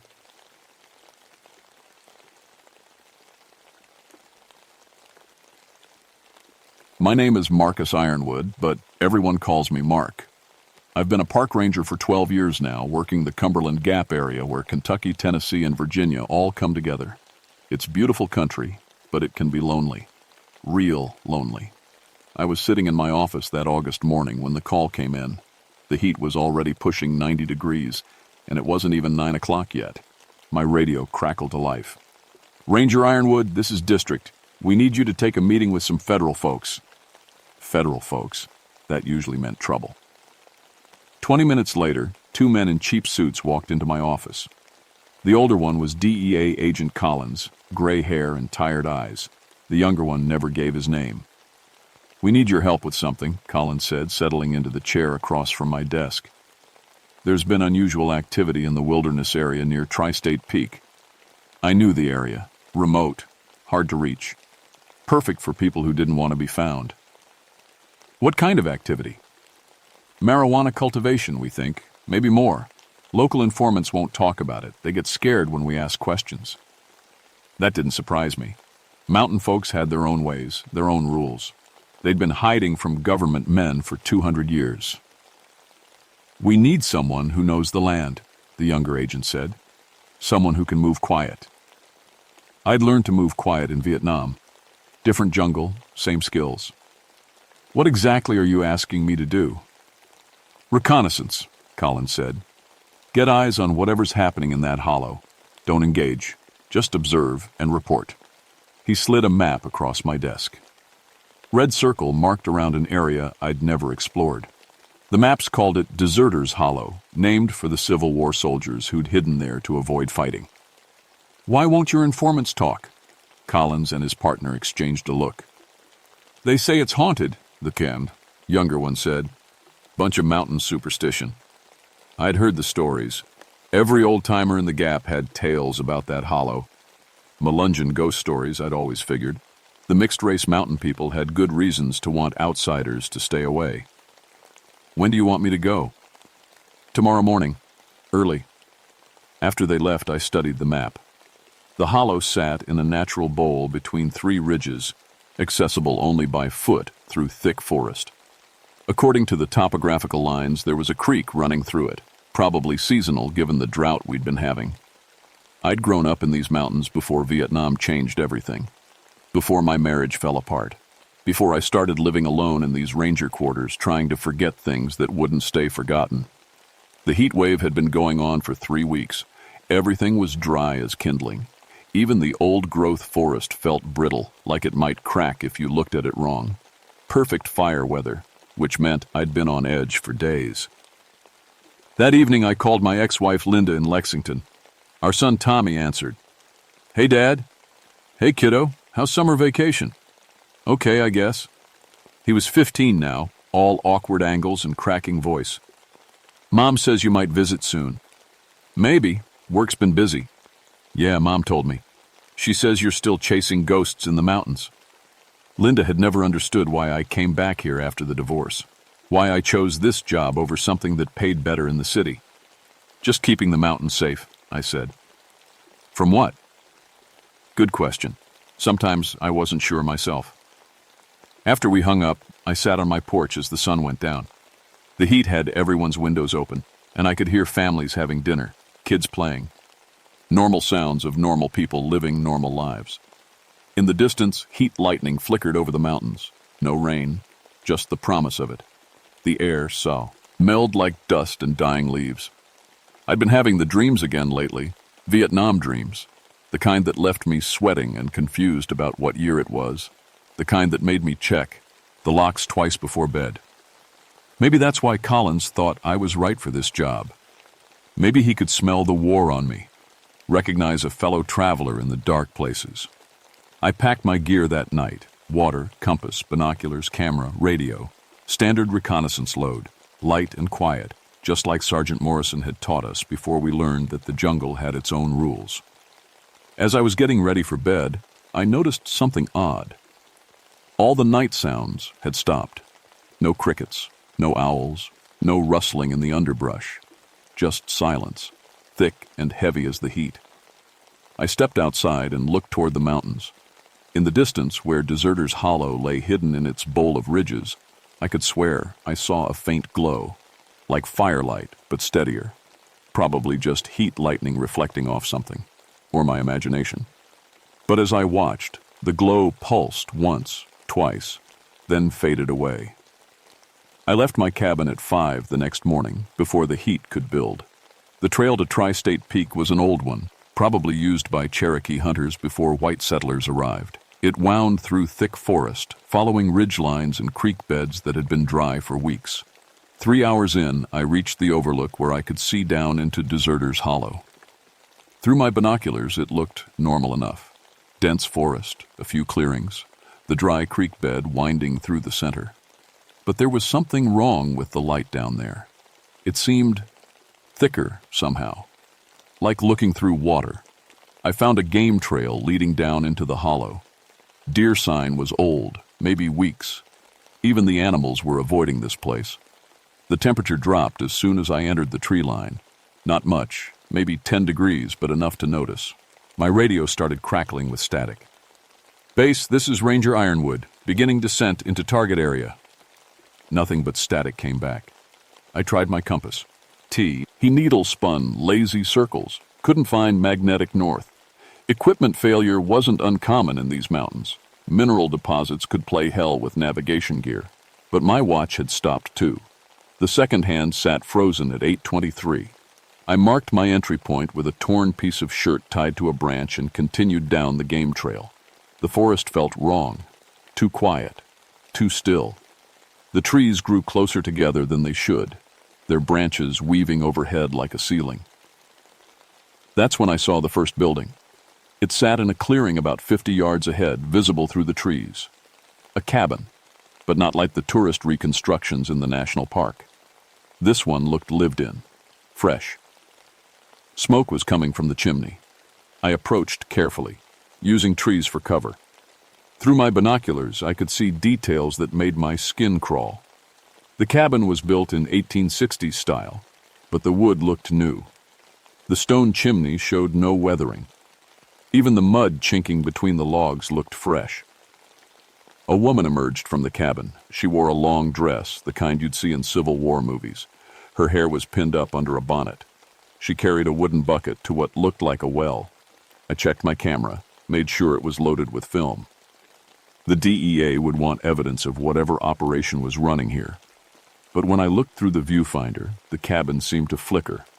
One moment it was there, solid and real. The next, it was just empty forest. I lowered the camera. The cabin was there again. The woman had disappeared. I moved closer, staying low. The clearing was maybe an acre, surrounded by forest on all sides. Besides the cabin, I could see other structures, a barn, a smokehouse, what looked like a blacksmith shop, and people, lots of people. Men in Confederate gray uniforms but faded and patched, women in long dresses and bonnets, children playing with wooden toys. They moved around the settlement, going about their daily business like it was the most natural thing in the world, like they'd been doing it for over 100 years. I tried the radio again. Still nothing but static. My watch was still stopped, but according to the sun's position, hours had passed. The light was all wrong for mid-morning. A horse whinnied somewhere behind me. I spun around, hand moving instinctively to where my sidearm would have been if I'd been carrying one. 3 men on horseback sat watching me from maybe 30 feet away. They wore Confederate uniforms and carried rifles. Old rifles, the kind that used paper cartridges and took forever to reload. but these rifles were pointed at me. "Well, well," the middle rider said. His voice had a thick mountain accent.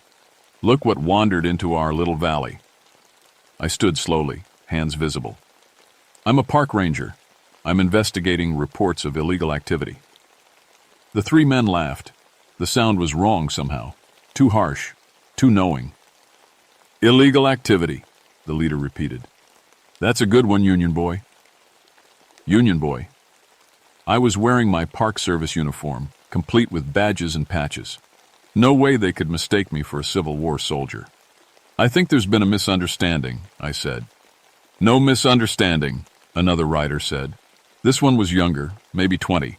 He had fever-bright eyes and a hole in his jacket that looked like it had been made by a bullet. "We've been expecting you." "Expecting me?" "Captain Morrison said you'd be coming. Said you'd try to run like you always do." Captain Morrison. My sergeant in Vietnam had been named Morrison, but that was impossible. These men couldn't know about that. "You're confused," I said. "I'm not who you think I am." The leader spurred his horse closer. Up close, I could see that his uniform was wrong. The gray fabric looked too new, but it was cut with bullet holes. Dark stains that looked like old blood decorated the chest and sleeves. "We know exactly who you are, Marcus Ironwood. The question is, do you know who we are?" Before I could answer, and the world tilted. Not physically, but something deeper. Like reality itself had shifted a few degrees off-center. When my vision cleared, I was standing in the middle of the settlement.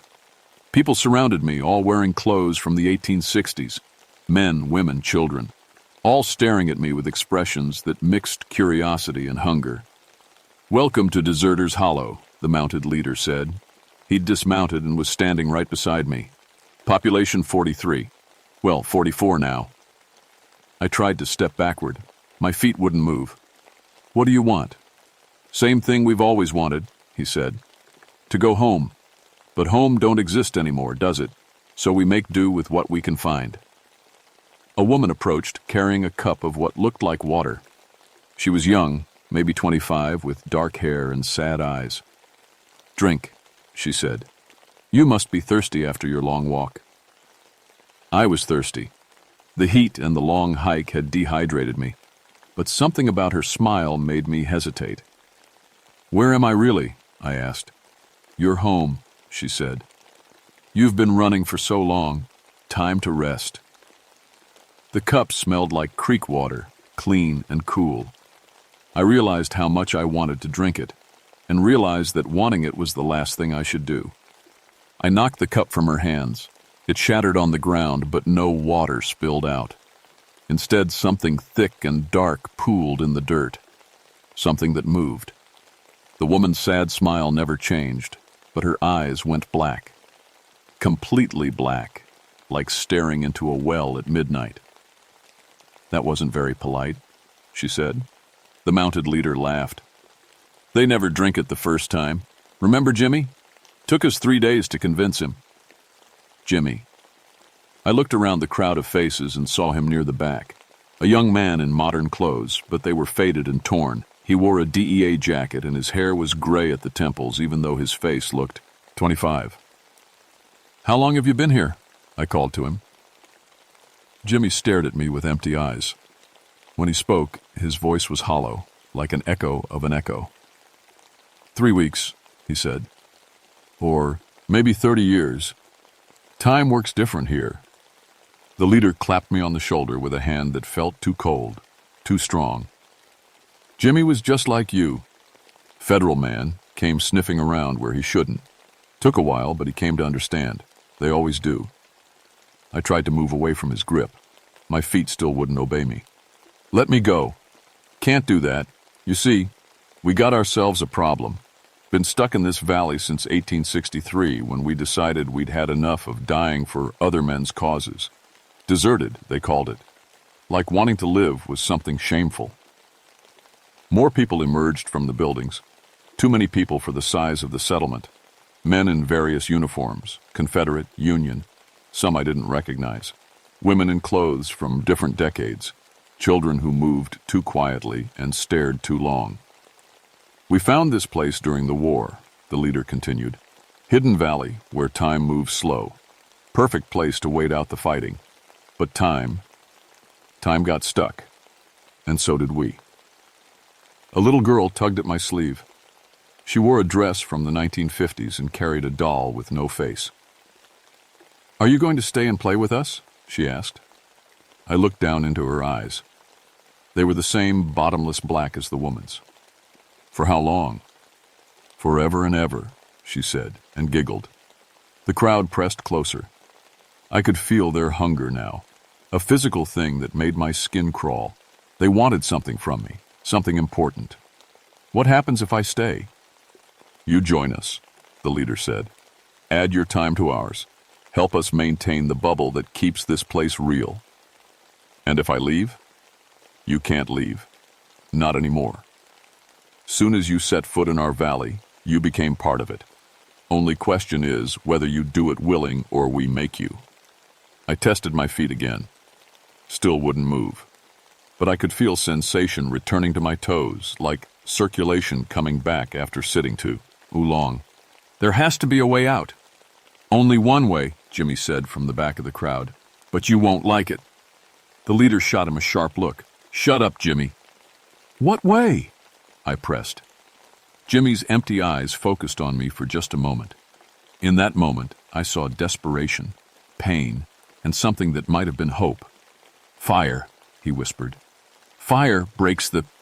His words cut off as the leader gestured. Jimmy's mouth kept moving, but no sound came out. Jimmy talks too much, the leader said. Always has. Don't mind him. Fire. I thought about the drought, the dry forest, the heat lightning I'd seen the night before. Fire could work, but it would burn everything, including me. The little girl was still tugging on my sleeve. Will you teach me songs? She asked. The last man knew pretty songs. He sang them while he cried. What happened to him? He got old, she said matter-of-factly. They always get old, but we stay the same. I looked around at the faces surrounding me. Some looked like they'd been here for years. Others seemed fresher, newer. All of them had those black, hungry eyes. How many people have you trapped here? Not trapped, the woman with the broken cup said. Rescued, saved from time and change and death. Jimmy's been here 3 weeks and he looks 50. Time moves different for everyone, the leader explained. Depends on how much you fight it. Jimmy fought hard, real hard. Cost him. The sensation was returning to my legs now. Whatever was holding me was weakening. Maybe because I wasn't drinking their water, maybe because I wasn't giving in to despair. Or maybe they were just playing with me. I need to think about this, I said. Of course you do. That's natural. Tell you what, why don't you rest up in one of our cabins? Get some food in you, wash the trail dust off. We'll talk more tomorrow. Tomorrow? In a place where time didn't work right? What did tomorrow even mean? The crowd parted to let me walk. My feet worked again, but every step felt like walking through thick mud. The settlement around me flickered occasionally, showing glimpses of empty forest underneath the buildings. They led me to a small cabin near the edge of the clearing. Inside, it was furnished like a Civil War-era home. But some of the details were wrong. Electric outlets with no electricity, a telephone with no wires, modern items trying to disguise themselves as period furniture. Rest now, the woman said. Tomorrow we'll show you how nice it can be here. How peaceful. After they left, I tried the door. It opened easily, but when I looked outside, the settlement was gone. Just trees and shadows and that wrong, thick light. I stepped back inside and shut the door. When I opened it again, everything was back to normal. I was trapped in a nightmare that looked like a history lesson, but Jimmy had given me a clue. Fire. I started searching the cabin for anything that could burn. I found matches in a tin box on the mantelpiece. Real wooden matches, the kind they don't make anymore. But when I struck one, the flame was wrong. Instead of yellow-orange, it burned pale blue and gave off no heat. Everything in this place was a lie, wearing the mask of truth. I sat on the bed and tried to think. In Vietnam, when we got trapped behind enemy lines, Morrison always said the same thing. Don't panic. Assess. Plan. Execute. Assessment. I was trapped in some kind of temporal bubble with people who'd been dead for over a century. They were feeding off time itself, using visitors to maintain their existence. Plan. Jimmy had said fire would work. Real fire. Not the cold blue flames these people used. Execute. That was the problem. A knock at the door interrupted my thoughts. The little girl with the faceless doll stood outside. "Supper time," she announced. I followed her to what looked like a community dining hall, long wooden tables filled with people. The food looked normal enough. Cornbread, beans, what might have been dear me, chat, but everything had that same wrong quality as the blue flames. I sat where they indicated and pretended to eat. The food had no taste, no substance. It was the idea of food rather than food itself. "You're not eating," the leader observed. He sat at the head of the main table like some kind of feudal lord. "Not very hungry." "That's the thing about this place," he said. "After a while, you don't need much. Food, sleep, even air becomes optional." Jimmy sat at the far end of the table, mechanically moving his fork from plate to mouth and back again. He'd aged even more since this morning. Gray streaks in his hair had become solid silver. "Tell me about the fire," I said quietly. The leader's fork stopped halfway to his mouth. "What fire?" "The one Jimmy mentioned. The one that breaks whatever spell you've got on this place." Conversations around the table stopped. Everyone turned to look at me with those black, hungry eyes. "There's no fire," the woman said. "Fire is dangerous. Fire destroys." "That's exactly what I'm counting on." The leader set down his fork carefully. "You don't understand what you're saying. This place is sanctuary, haven from the world's cruelty. We've built something beautiful here." "You've built a prison." "For who? Us? We're free here, free from time, from aging, from death." "What about Jimmy? What about all the others you've trapped?" "They chose to stay." "Did they? Or did you make them?" The little girl giggled. "He's funny. The last funny man burned up real good." The temperature in the room dropped 20 degrees in an instant. Everyone's breath came out in white puffs. "Sarah," the leader said sharply, "don't talk about that." But Sarah wasn't done.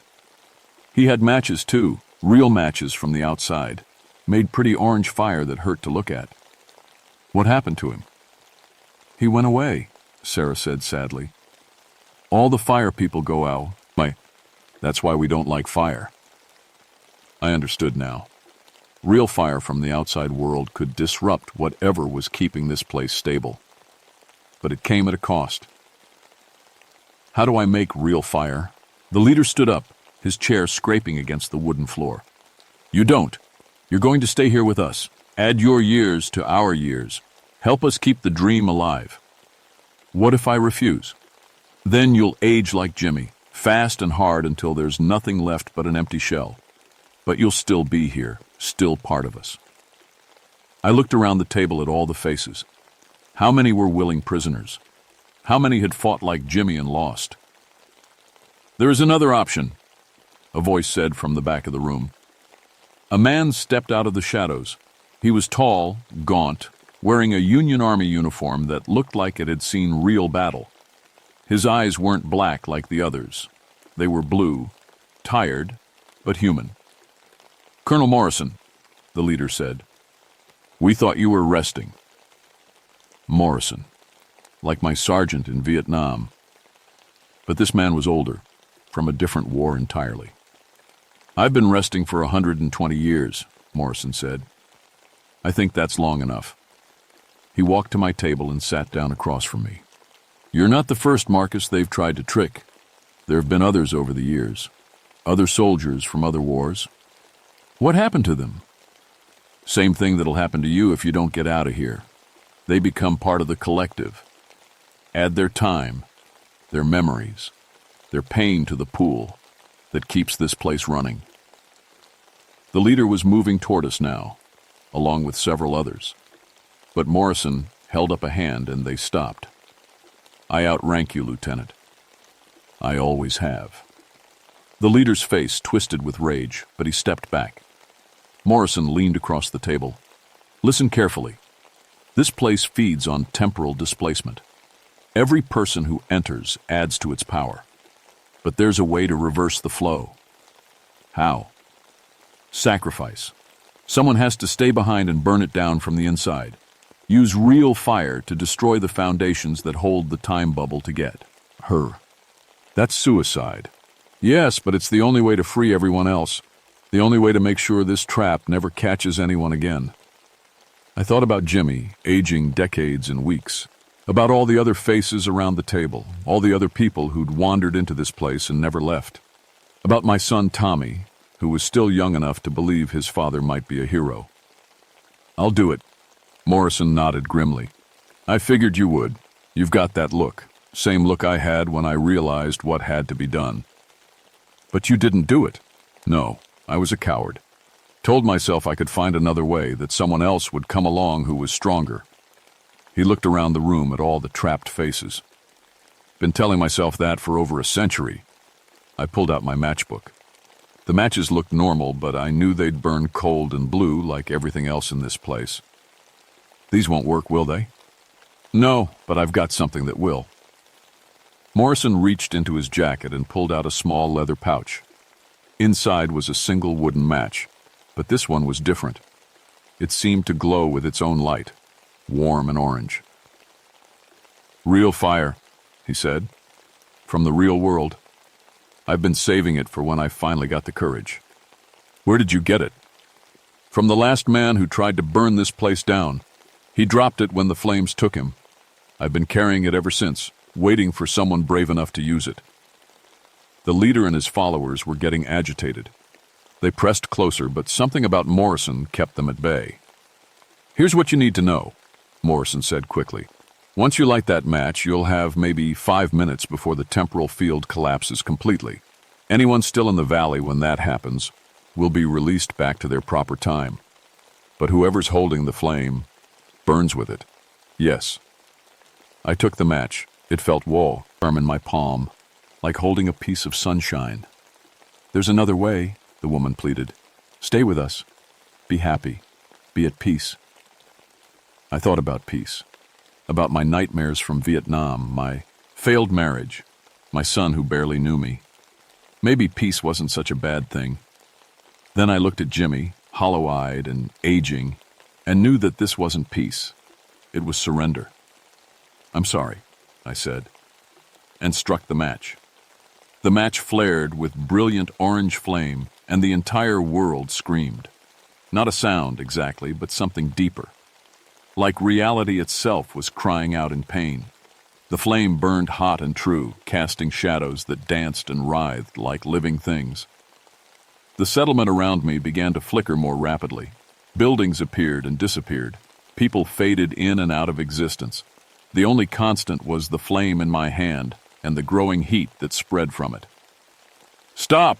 The leader shouted. His Confederate uniform was smoking now, the fabric turning to ash at the edges. You don't know what you're doing. But I did know. For the first time since entering this place, I knew exactly what I was doing. I walked to the center of the dining hall and touched the flame to a wooden beam. The fire spread instantly, hungrily, consuming the false reality that surrounded us. But this wasn't normal fire. It burned through time itself, unraveling the web that held the temporal bubble together. The people around me were changing. The black hunger in their eyes was fading, replaced by confusion, then relief, then terror, as they remembered who they really were and how long they'd been trapped. Thank you, Morrison said. His Union uniform was burning away, revealing the man underneath. Young again, maybe 25, with hope in his eyes for the first time in over a century. Tell my Mary, if you make it out, tell her I finally came home.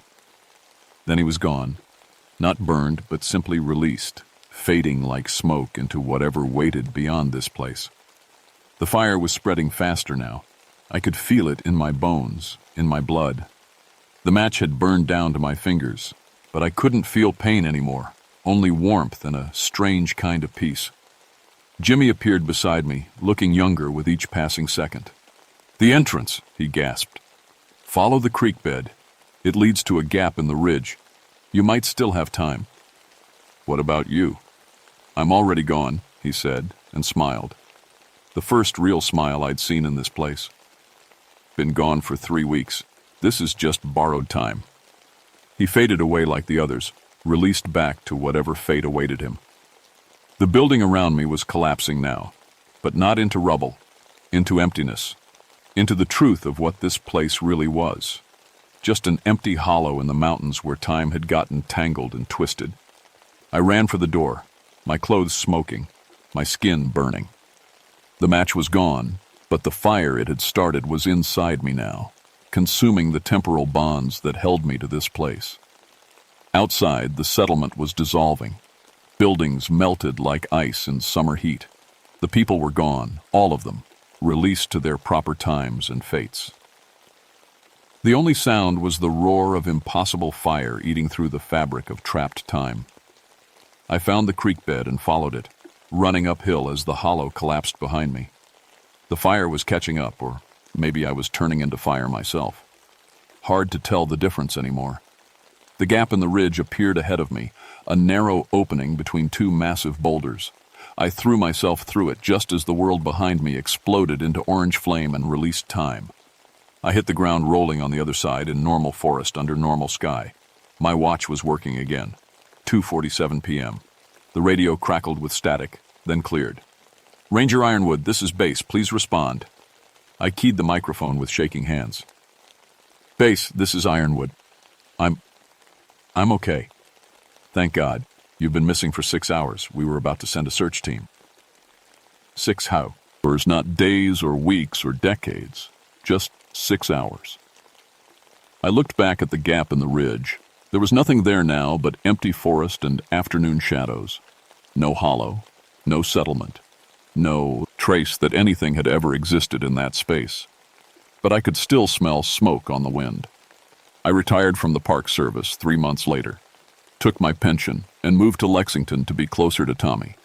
Started teaching him about the mountains, about their beauty and their dangers. Sometimes, on quiet nights, I dream about Deserters Hollow, about the people I helped free and the price that freedom cost, about Morrison and Jimmy and all the others who'd been trapped in that bubble of twisted time. The official report said I'd gotten lost in the heat and suffered from dehydration-induced hallucinations. The DEA never found any marijuana operation. The area was eventually declared off-limits due to unstable geological conditions. But sometimes, when I'm driving through the mountains with Tommy, he'll point to a distant ridge and ask, "What's over there, Dad?" And I'll tell him, "Nothing, son. Nothing at all." Because some places are better left empty. Some fires burn so hot they leave nothing behind but clean earth and the promise that no one will ever be trapped there again. The hollow men are gone now, all of them. Free to find whatever peace waits beyond the boundaries of time and memory. And sometimes, that's the best ending you can hope for.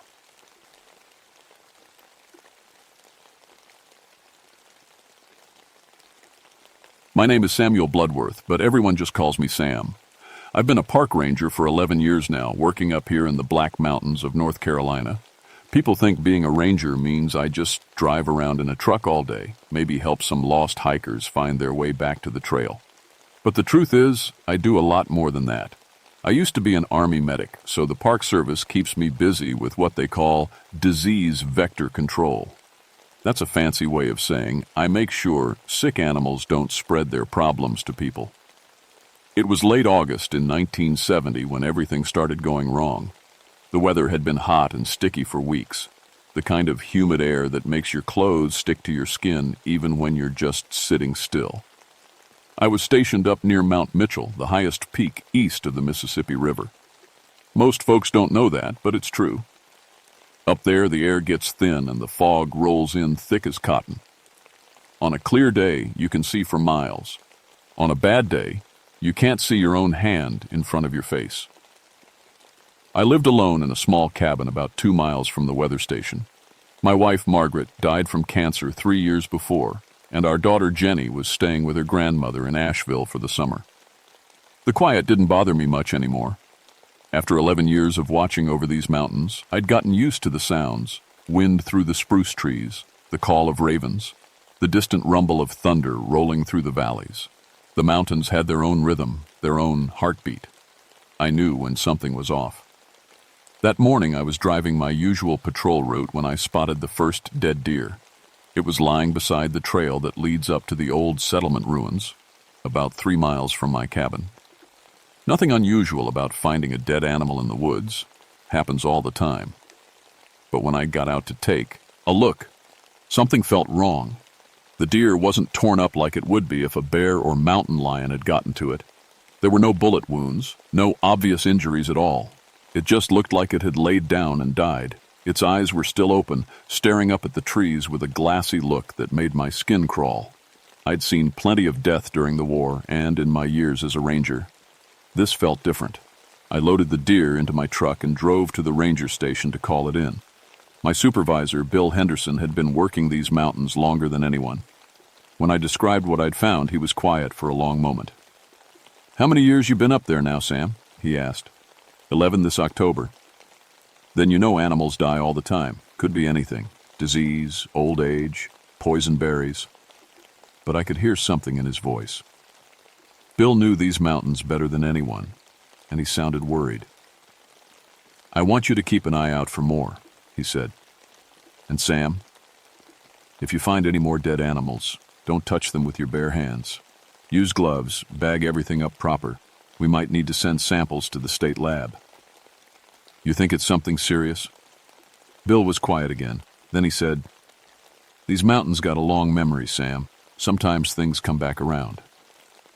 I didn't know what he meant by that, but I followed orders. Over the next 3 days, I found 6 more dead animals. 3 deer, 2 black bears, and a raccoon.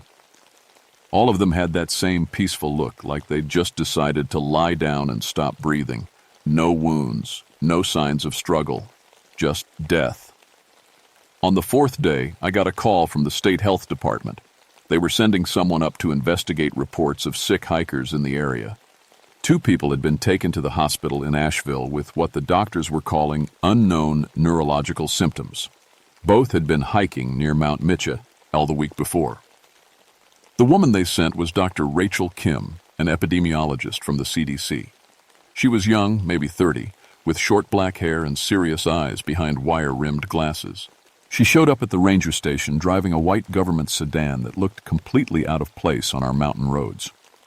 "Ranger Bloodworth," she said, getting out of her car, "I'm here about the animal deaths and the sick hikers."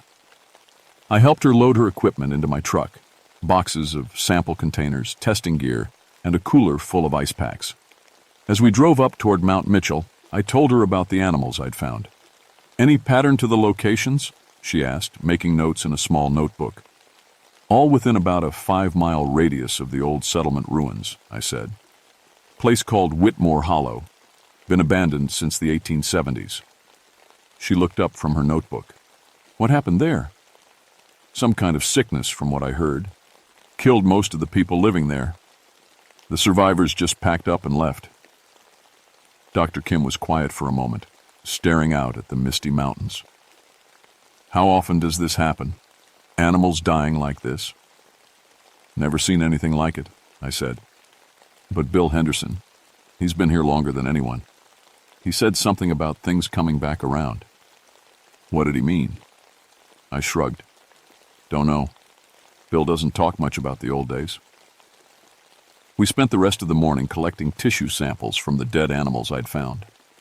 Dr. Kim worked carefully, wearing thick gloves and a face mask, sealing each sample in its own container. She was thorough, professional, but I could see the confusion in her eyes. Whatever was killing these animals, it wasn't anything she'd seen before. That evening, we sat on the porch of my cabin, drinking coffee and watching the fog roll in between the trees. The mountains were quiet, except for the sound of wind through the leaves. "In all your time up here," Dr. Kim said, "have you ever heard stories about this place? Local legends, old superstitions?" "You mean ghost stories?"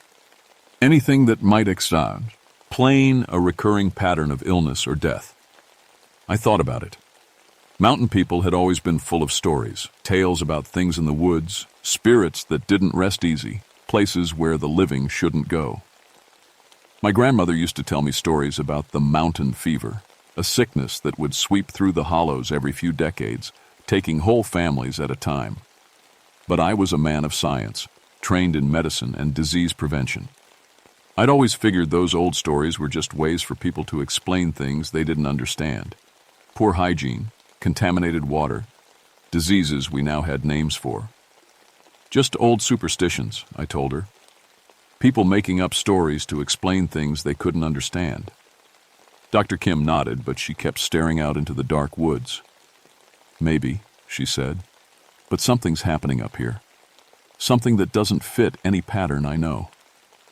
That night I lay in bed listening to the sounds outside my cabin. The usual night sounds: owls, the rustle of small animals in the underbrush, the creak of tree branches in the wind. But underneath it all, there was something else, a feeling more than a sound, like the mountains themselves were holding their breath, waiting for something to happen. I didn't sleep much. The next morning, Dr. Kim's test results came back from the lab, and they made no sense at all. She called me over to the ranger station where she'd set up her equipment, her face pale and confused. "Sam, look at this," she said, pointing to a printout from one of her machines. "These tissue samples are showing markers for at least 3 different pathogens: bacterial, viral, and something else I can't identify." "Is that unusual?" "It's impossible," she said. "Animals don't get infected with multiple diseases like this simultaneously. Their immune systems would fight one or the other, not just give up to everything at once." She showed me more printouts, graphs with lines that spiked and dropped in patterns that looked more like music than medical data. "And these readings keep changing. I run the same sample twice. I get different results each time." "Equipment malfunction?" That's what I thought. "But I've triple-checked everything. The machines are working fine." She sat down heavily in her chair. "Sam, in 15 years of doing this job, I've never seen anything like it." That afternoon, we drove up to Whitmore Hollow to examine the old settlement ruins. The road ended about a mile from the site, so we had to hike in through thick woods. The trees seemed different here, older, darker, with branches that twisted in strange directions. Even in the middle of the day, the canopy was so thick that it felt like evening. The ruins weren't much to look at. A few stone foundations, the remains of what might have been a church, some old gravestones so weathered you couldn't read the names. But there was something about the place that made my skin crawl. The air felt heavy, oppressive. No birds sang. No insects buzzed. Even our footsteps seemed muffled, like the ground was swallowing up the sound. "This is where all the dead animals were found?" Dr. Kim asked. "Within a few miles, yeah. The deer yesterday was right over there beside that old foundation." She was taking pictures, making notes, collecting soil samples. Professional, as always. But I could tell the place was getting to her, too. She kept looking over her shoulder like she expected to see someone watching us. We spent about an hour documenting the site. As we were getting ready to leave, Dr. Kim found something that made her stop cold. Hidden under a pile of old stones was a metal box, green with age but still intact. Inside was a leather journal, its pages yellow and brittle, but still readable. "Property of Dr. James Whitmore," she read from the first page. "Medical observations, Whitmore Hollow, North Carolina, 1873. We carefully carried the journal back to the ranger station. That evening, by the gate of kerosene lamps, we read through Dr. Whitmore's entries. What we found made my blood run cold. The first entries were normal medical notes: births, deaths, common illnesses. But as the months went on, Dr. Whitmore's writing became more frantic, more desperate. June 15th, 1873. The Hendricks boy shows the same symptoms as the others. Fever, followed by what can only be described as waking dreams. He speaks of seeing his dead grandfather, claims the old man is calling to him from the woods. I have administered laudanum, but his condition worsens. June 20th, 1873. 7 more cases today, all showing identical progression. Fever, hallucinations, then a peaceful death that comes too easily, as if they welcome it. Mrs. Patterson spoke of beautiful music calling her home. Her husband found her walking toward the woods in her nightgown at 3 in the morning. July 2nd, 1873. I begin to suspect this is no ordinary disease. The afflicted speak of shared visions, of voices that call to them in languages they do not know but somehow understand. They die with smiles on their faces, as if going to meet old friends. July 15th, 1873. God help us all. I have seen it myself now. In the woods beyond the settlement, shapes that move between the trees. They do not walk as men walk. They call with voices like singing, like music made of moonlight and memory. I understand now why the others went willingly. July 20th, 1873. I am the last. The others have all gone into the woods, drawn by the singing. I have barricaded myself in my house, but I can hear them calling. My dear wife, my children, all of them singing together now. They want me to join them. They say there is no pain there, no sorrow, only peace eternal. July 22nd, 1873. I cannot resist much longer. The music grows stronger each night. I see them in my dreams, all those I have lost. They are happy there, in that place beyond Tum, and the trees. Why do I fight it? What is left for me here? The final entry was barely legible, the handwriting shaky and rushed. I go to them now. If anyone finds this record, know that we died not from disease, but from something far older, something that has always been here in these mountains. It feeds on sorrow, on loss, on the love that refuses to let go. Beware the singing in the woods. Beware the voices of the dead. Dr. Kim set the journal down with shaking hands. Sam, this describes exactly what's happening to the hikers. The neurological symptoms, the hallucinations. It's just an old man's ravings, I said, but even as I spoke the words, I didn't believe them. People back then didn't understand mental illness, disease progression. They made up supernatural explanations for things they couldn't comprehend. But that night, as I lay in my cabin trying to sleep, I heard it for the first time. Soft at first, so quiet I thought it might be the wind through the trees, but slowly it grew clearer.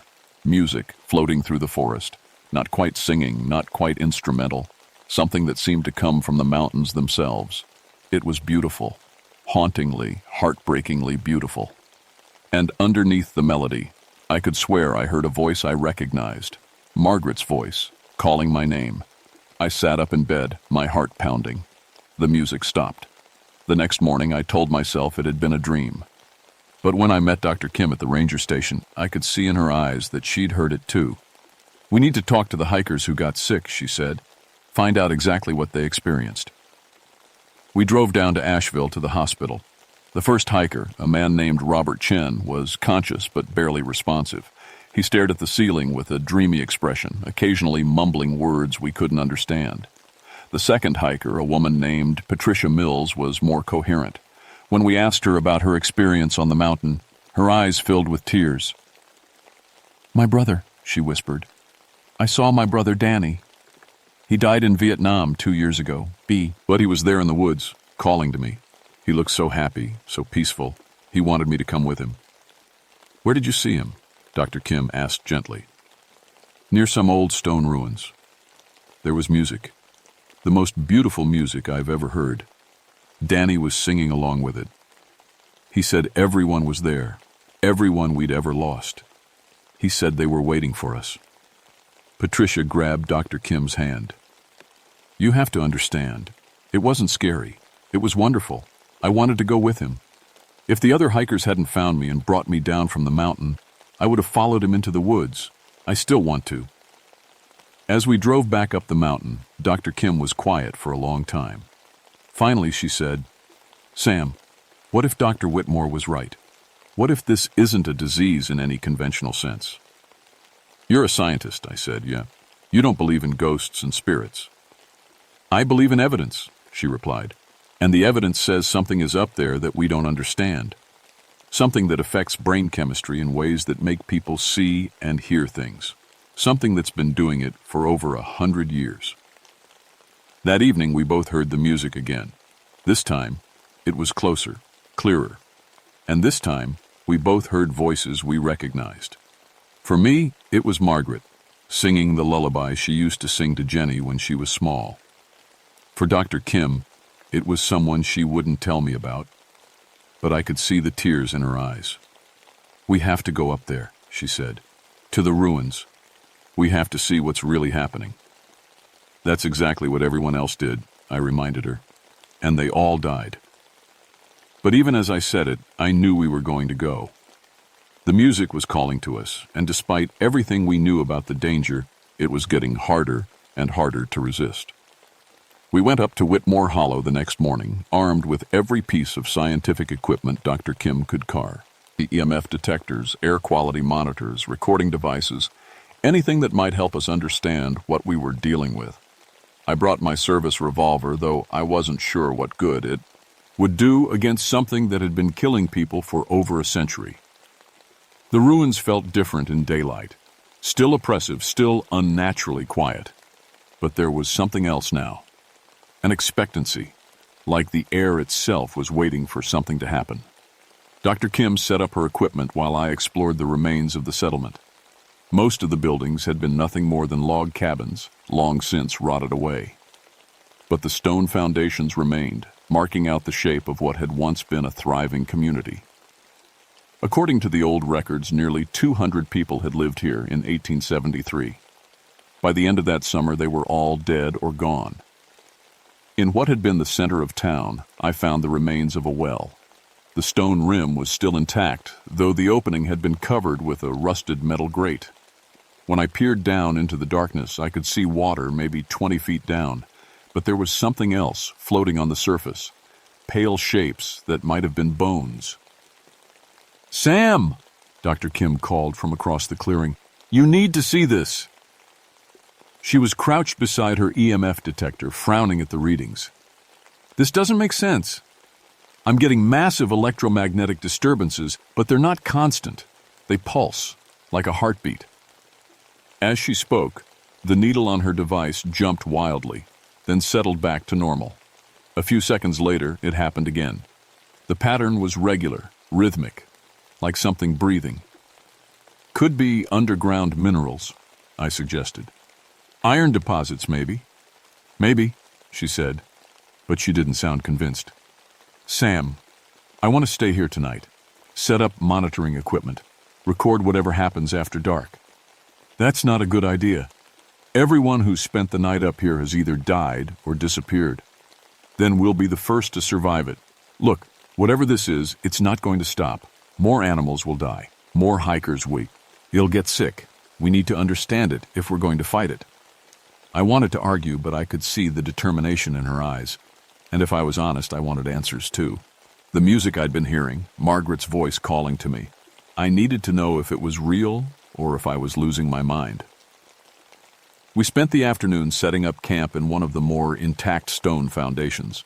Dr. Kim arranged her monitoring equipment in a circle around our sleeping bags, while I gathered firewood and checked my radio. The static was worse than usual, but I managed to get through to the ranger station to let them know where we were. As the sun set behind the mountains, the temperature dropped fast. Mountain nights are always cold, even in summer, but this felt different. It wasn't just the absence of warmth. It was like the cold was alive, creeping through the trees with purpose. The music started just after midnight. It began as a whisper, so soft I thought it might be the wind. But gradually, it grew clearer, more distinct. Voices singing in harmony, a melody that seemed to come from the earth itself. Dr. Kim's equipment went crazy, needles spinning, digital displays flickering, her recording devices picking up sounds we couldn't hear with our ears. "My God," she whispered, staring at her instruments. "Sam, there are dozens of voices, maybe hundreds, all singing the same song." I could hear it now, too, and it was exactly as Patricia Mills had described. beautiful beyond words, hauntingly sad but somehow comforting. And underneath the melody I could make out individual voices. Margaret's voice, clear as day, singing the lullaby she'd hummed while cooking dinner or folding laundry. "Don't listen too closely," I warned Dr. Kim. "That's how it gets you." But it was already too late. She was standing now, her face turned toward the dark woods, tears streaming down her cheeks. "Misha." "Elle," she whispered. "Oh, Michael, I'm so sorry." "Who's Michael?" I asked. But she didn't answer. She was walking toward the tree line, drawn by the music like metal to a magnet. I grabbed down. Her arm pulled her back. "No, you have to fight it. Remember what happened to the others." She blinked, shook her head as if waking from a dream. "My brother," she said. "Michael was my brother. He died when I was 12. Drowned in a lake while I was supposed to be watching him. I heard his voice, Sam. He was calling to me." The music was getting louder, more insistent. And now we could see lights moving between the trees, soft, pale lights that bobbed and swayed like lanterns carried by invisible hands. But they weren't lanterns. As they drew closer, we could see they were human shapes, translucent and glowing, walking through the forest as if the trees weren't there. "The equipment," Dr. Kim gasped, pointing at her devices. "Look at the readings." Every needle was buried in the red zone. Her digital thermometer showed the temperature dropping rapidly. 50 degrees, 40, 30. The EMF detector was screaming a constant alarm, and her audio equipment was recording sounds across the entire spectrum, frequencies that shouldn't exist. The glowing figures were at the edge of the clearing now. Men, women, children, all dressed in clothing from different time periods. Some wore the simple work clothes of 1870s mountain folk. Others were dressed like hikers from more recent decades. All of them were singing, their voices blending into that impossibly beautiful harmony. And in front of them all, I saw her. Margaret, looking exactly as she had the day she died. No longer wasted by cancer, but healthy and whole and smiling. She held out her hand to me. "Come home, Sam," she said, her voice cutting through the chorus like a knife through silk. "Jenny's here too.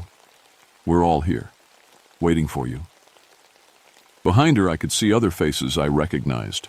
My parents, who'd died when I was young. Soldiers I'd served with in the war. All of them happy, peaceful, free from pain. It was not real, I told myself, but my feet were already moving toward them. It's some kind of hallucination, a neurological effect. Dr. Kim grabbed my arm. "Sam, no, look at the data. Whatever these things are, they're affecting local space-time, the temperature readings, the electromagnetic fields. This is real. They're really here." But I could barely hear her over Margaret's voice. She was singing our wedding song now, the one we'd danced to on our first anniversary. I could smell her perfume, feel the warmth of her hand in mine. "I've missed you so much," she said. "It's been so lonely without you. But you can end that now. You can come with us. Be with us forever." I was almost at the tree line when Dr. Kim did something that saved my life.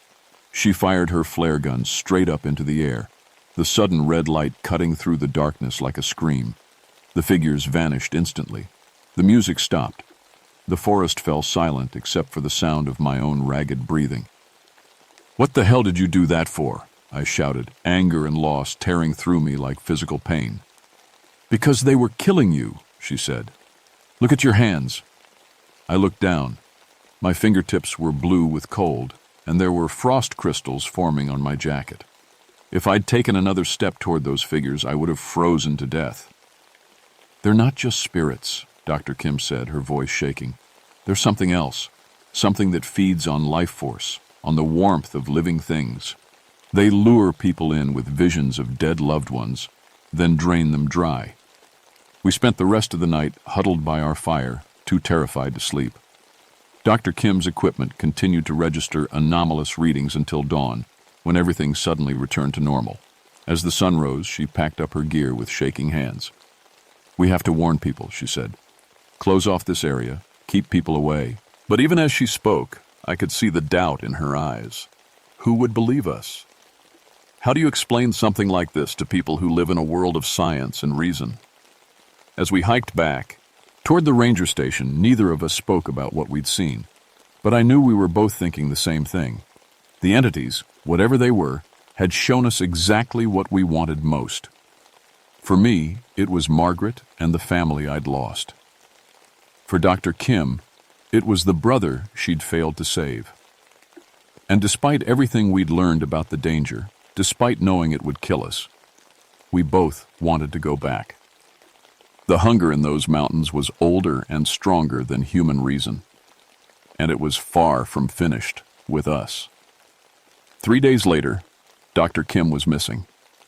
I'd driven down to the ranger station that morning to find her car still in the parking lot, but no sign of her anywhere. Her hotel room in town was empty, bed unslept in. All her equipment was still at the station, but her personal belongings were gone. Bill Henderson helped me search the obvious places, the trails, the campsites, the areas where hikers sometimes got lost. But I knew where she'd gone. I'd been fighting the same pull for 3 days, the constant whisper in the back of my mind telling me to go back to Whitmore Hollow, back to the music and the lights and Margaret's waiting arms. I found her that evening, sitting on a stone foundation in the center of the ruins. She was alive, but barely. Her lips were blue, her breathing shallow, and she was staring into the woods with the same dreamy expression I'd seen on the hiker in the hospital. "Rachel," I called, approaching slowly. "You need to come with me, now." She turned to look at me, and her eyes were completely different. Older somehow, filled with knowledge that didn't belong in a 30-year-old epidemiologist. "I understand now, Sam," she said, her voice eerily calm.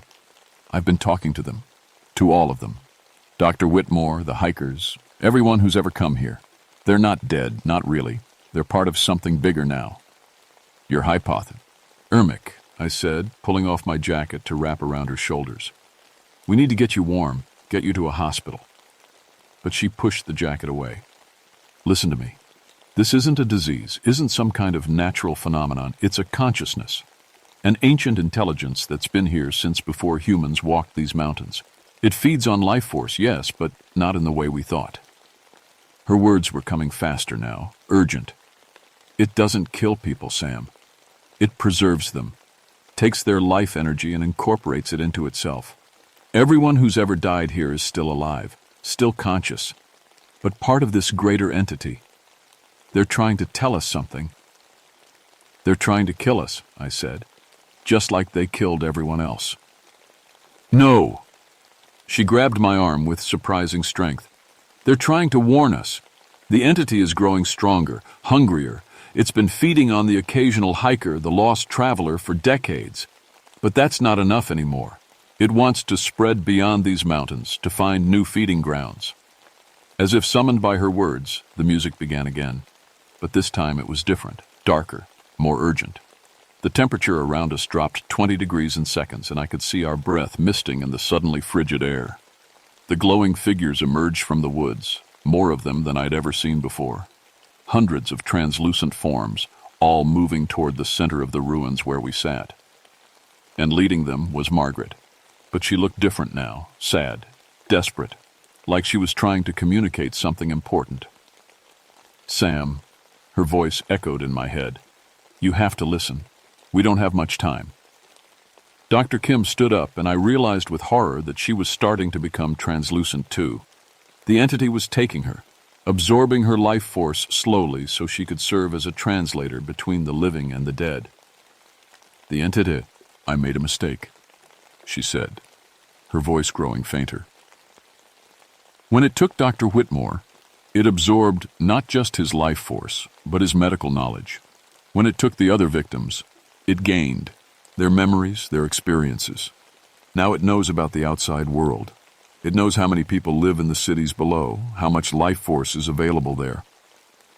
The ghostly figures were all around us now, and I could hear their voices. Not singing this time, but speaking, all trying to talk at once. Warnings, pleas, desperate attempts to communicate. Margaret stepped forward, her form more solid than the others. "Sam, my love, you have to stop it. The entity is preparing to leave the mountains. It's going to spread to the valleys, the towns, everywhere people live. It will feed until there's nothing left." "How?" I asked. How do I stop something like this? Fire, Dr. Kim said, her voice now barely a whisper. The entity is tied to this place, to the physical remains of its victims. If you can destroy the focal point, the well in the center of town, you can trap it here, permanently. I looked at the old well, its stone rim now glowing with the same pale light as the spirits. What about you? What about all of them? We'll be free, Margaret said. Free to move on to whatever comes next. We've been trapped here for so long, unable to rest, unable to warn anyone. This is our chance. Dr. Kim collapsed then, her physical form flickering like a candle in the wind. The entity was taking her completely now, adding her knowledge to its vast collection of absorbed minds. But as she faded, she whispered one last thing. The flare gun, in my equipment bag. Use it on the well. I ran to where she'd dropped her gear, searching frantically as the ghostly figures pressed closer. The temperature was dropping rapidly now. My fingers were going numb, and ice crystals were forming on everything around me. The entity was trying to freeze me solid before I could act. The flare gun was at the bottom of the bag. I grabbed it, checked that it was loaded, and turned toward the wells. The spirits were between me and my target now, but they weren't trying to stop me. Instead, they were forming a protective circle, using their own energy to shield me from the entity's killing cold. Hurry, Sam! Margaret's voice cut through the chaos. It knows what you're trying to do. The well was maybe 30 feet away, but it felt like miles. Each step was a battle against the supernatural cold, against the entity's will pressing down on me like a physical weight. I could feel my strength leaving me, my life force being drained just like all the others. 20 feet, 15, 10. The spirits around me were starting to fade, their protective energy exhausted. I could see the entity's true form now, rising up from the well like a pillar of darkness shot through with veins of pale light. It was massive, ancient, hungry beyond human comprehension. And it was beautiful. Even as it tried to kill me, I could understand why people had walked willingly into its embrace. It offered peace, an end to pain and loss and loneliness. It offered reunion with everyone we'd ever loved. 5 feet from the well, I raised the flare gun. The entity spoke then, not in words, but directly into my mind. It promised me Margaret, promised me a life without grief or regret. All I had to do was lower the gun, accept its gift, become part of something greater than myself. For a moment, I almost did it. The offer was everything I'd wanted since Margaret died.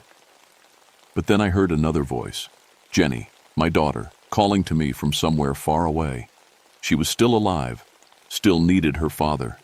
If I let this thing escape the mountains, she would be in danger. Everyone would be. I pulled the trigger. The flare hit the water at the bottom of the well and exploded in a burst of brilliant red light. The entity's scream shook the ground, a sound like the death of mountains. The pale spirits around had me brightened for a moment, their faces filled with gratitude and relief. Then they were gone. All of them, including Margaret. But as she faded, she smiled and mouthed the words, "Thank you." The ancient intelligence collapsed back into the well, its form dissolving into smoke and shadow. But I could feel it wasn't destroyed, just contained, trapped again in the place where it had always lived. The focal point was broken, its connection to the outside world severed. But the hunger remained. It would always remain, waiting in the deep places of the mountains for the next unwary traveler to hear its song. I found Dr. Kim's body the next morning, curled up peacefully beside the well, as if she'd simply gone to sleep. The coroner ruled it death by exposure, complicated by exhaustion and hypothermia. There was no mention of the supernatural, no official record of what had really happened up there. They transferred me to a different station after that, somewhere far from the Black Mountains. But I kept in touch with Bill Henderson, and he kept me informed about the area around Whitmore Hollow. The Park Service closed it off permanently, citing geological instability and recurring wildlife health issues. They put up warning signs and barriers, but I knew those wouldn't be enough to keep everyone out. Every few years, Bill would call me about another incident, a hiker who'd ignored the warnings, a researcher who'd thought they could solve the mystery where others had failed. They always found the bodies eventually, peaceful and unmarked, lying near the old well. And the survivors, when there were survivors, always told the same story. Beautiful music in the woods, voices of dead loved ones calling them home. I retired early and moved to Florida, as far from the mountains as I could get. But I still dream about that place sometimes. About Margaret's voice singing in the darkness, about the lights moving between the trees, about the ancient hunger that waits in the deep places of the world, patient and eternal. Jenny's grown now, with children of her own. I've never told her what really happened to her mother or why I left North Carolina so suddenly.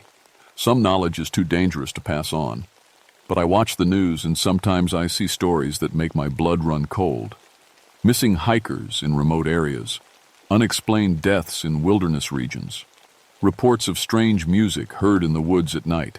The entity in Whitmore Hollow is contained, but it's not the only one. There are old hungers in wild places all over the world, things that have been feeding on human life since our species first learned to walk upright. Most of them sleep, dreaming in the depths of caves or at the bottom of dark lakes. But sometimes they wake up hungry, and when they do, they sing. 3 months ago, Jenny called to tell me she was planning a hiking trip with her family. The Appalachian Trail, she said. She wanted to show her kids the mountains where their grandfather had worked. I told her to choose a different trail, any other trail. And when she asked why, I said what my grandmother used to say when she told stories about the mountain fever. Some hungers are too old and too strong to ever truly end. Best to just stay away from where they sleep. She laughed and said I was getting paranoid in my old age. But she changed her plans anyway. Maybe something in my voice convinced her, or maybe she just remembered enough of her mother's stories about the old mountain superstitions. I hope she never finds out which one it was. Because late at night, when the wind is blowing just right, I can still hear the music calling from somewhere far away. And sometimes, just sometimes, I hear Margaret's voice mixed in with the melody, warning me that the hunger never truly dies. It just waits. My name is William Riversong, but most folks just call me Will. I've been a forest ranger here in the Cherokee National Forest for 6 years now, and I thought I knew these mountains like the back of my hand. Boy, was I wrong. It was October 1955, and the leaves were just starting to turn. Red and gold covered the hills like a blanket, and the air had that crisp bite that made you want to breathe deep. I was stationed up at the fire tower on Unicoi Mountain, about 20 miles from the nearest town. My job was simple: watch for smoke, check on hikers, and make sure nobody got lost in the wilderness. I should tell you something about myself that matters for this story. My grandmother was Cherokee. She died when I was 12, but before that, she filled my head with old stories about these mountains. Stories about the Nunehi, the immortal ones who lived in the hills and helped lost travelers. They sing to guide people home, she used to say, but only the worthy can hear their songs. Back then, I figured it was just make-believe. Stories to teach kids to respect nature. I was wrong about that too. My wife Sarah was Cherokee too, a school teacher down on the reservation. We'd been married just 8 months, and she was expecting our first baby. Every night I'd climb down from that tower and call her on the phone line that ran from my cabin to town. "Any singing in the hills today?" she'd tease. "Just the wind," I'd always answer back. The morning everything changed, started like any other. I climbed the 120 steps to the top of my tower, checked the radio equipment, and scanned the horizon with my binoculars. The forest stretched out in all directions, thousands of acres of oak and pine, with little streams cutting silver lines through the valleys. Around 10 o'clock, the phone rang. It was Sheriff Morrison from town. "Will, I need your help," he said, and I could hear the worry in his voice. "Got 5 hunters who didn't come back from their weekend trip. They were supposed to be back in Knoxville yesterday night." "Where were they hunting?" I asked, already reaching for my map. "Somewhere up near Bald Mountain. Group of lawyers from the city. They rent the same cabin every year. Problem is, we got that early snow 2 days ago. They might be stuck up there." I looked out my window at the white patches on the higher peaks. The weather had turned fast. Sunny and warm on Friday, then 6 inches of snow by Saturday night. It happens sometimes in these mountains, but not usually this early. "I'll head up there this morning," I told him. "Any idea which trails they were using?" "That's the thing, Will. Nobody's seen hide nor hair of them. Their car's still at the cabin, but their gear's gone. It's like they just walked into the woods and disappeared." After I hung up, I felt that first little chill. Not from the cold, from something else. In 6 years of ranger work, I'd found plenty of lost hikers. Usually they stayed close to the trails, got turned around, and ended up walking in circles. But experienced hunters from the city, they should have known better. I packed my gear: first aid kit, rope, extra food, and my grandmother's old compass. She'd given it to me when I was 16, right before she died. "This will always point you toward home," she'd said, "even when you don't know where home is." The hike up to Bald Mountain took 3 hours. The trail was muddy from the melted snow, and I could see boot prints heading off into the thick woods. 5 men, just like Sheriff Morrison said. But here's what bothered me. Their tracks were heading straight toward the old Cherokee lands, the places my grandmother had told me never to go alone. As I followed their trail deeper into the forest, I started hearing things.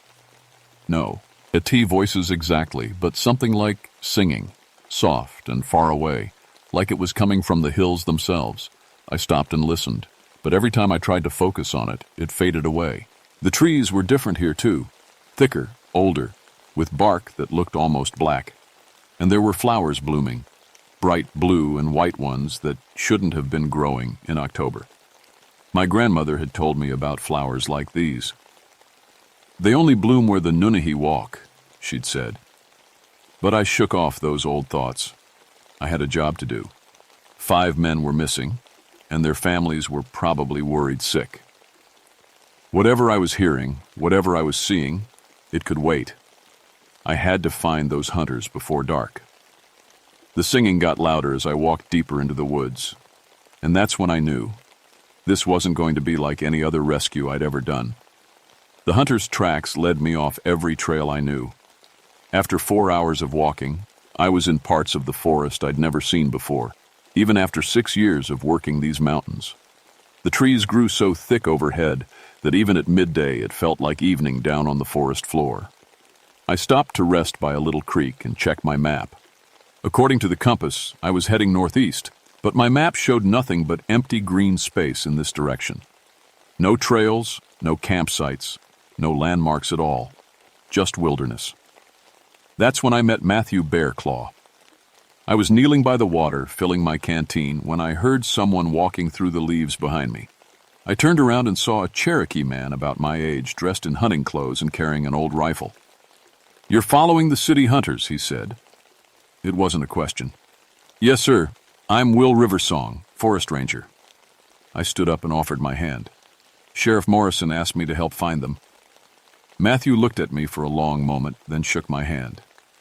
"I know who you are. Your grandmother was Mary Riversong. She was my great-aunt's friend." He paused. "I'm Matthew Bearclaw. The tribal council sent me to find you."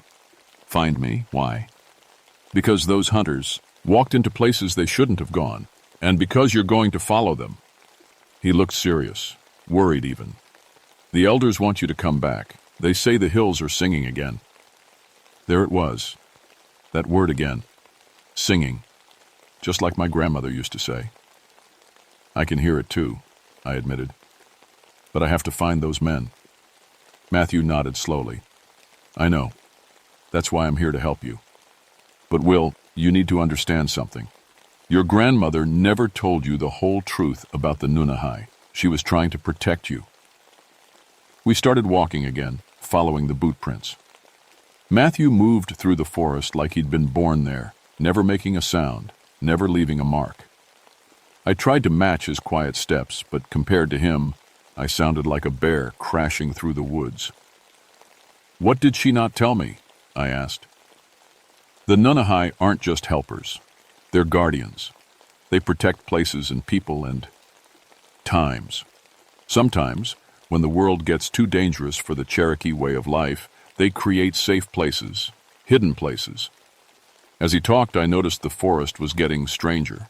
The flowers were everywhere now, those bright blue and white ones that shouldn't exist, and the trees were huge, bigger than any I'd seen in Tennessee.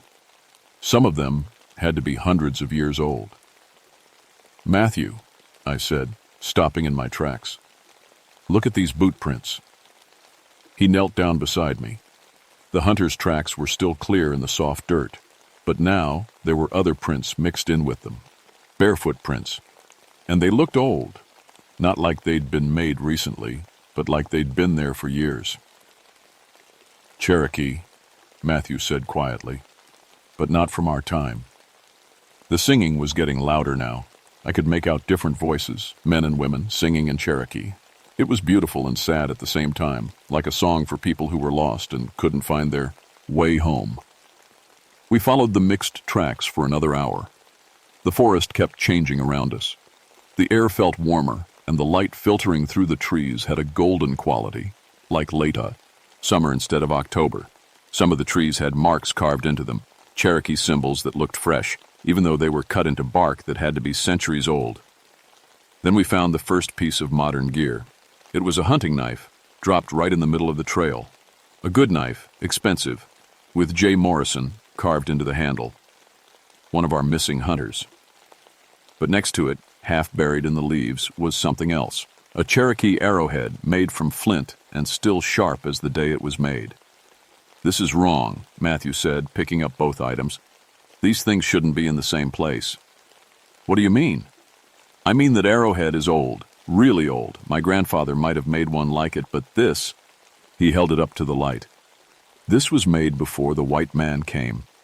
Before there were any cities or lawyers or hunting knives like this one."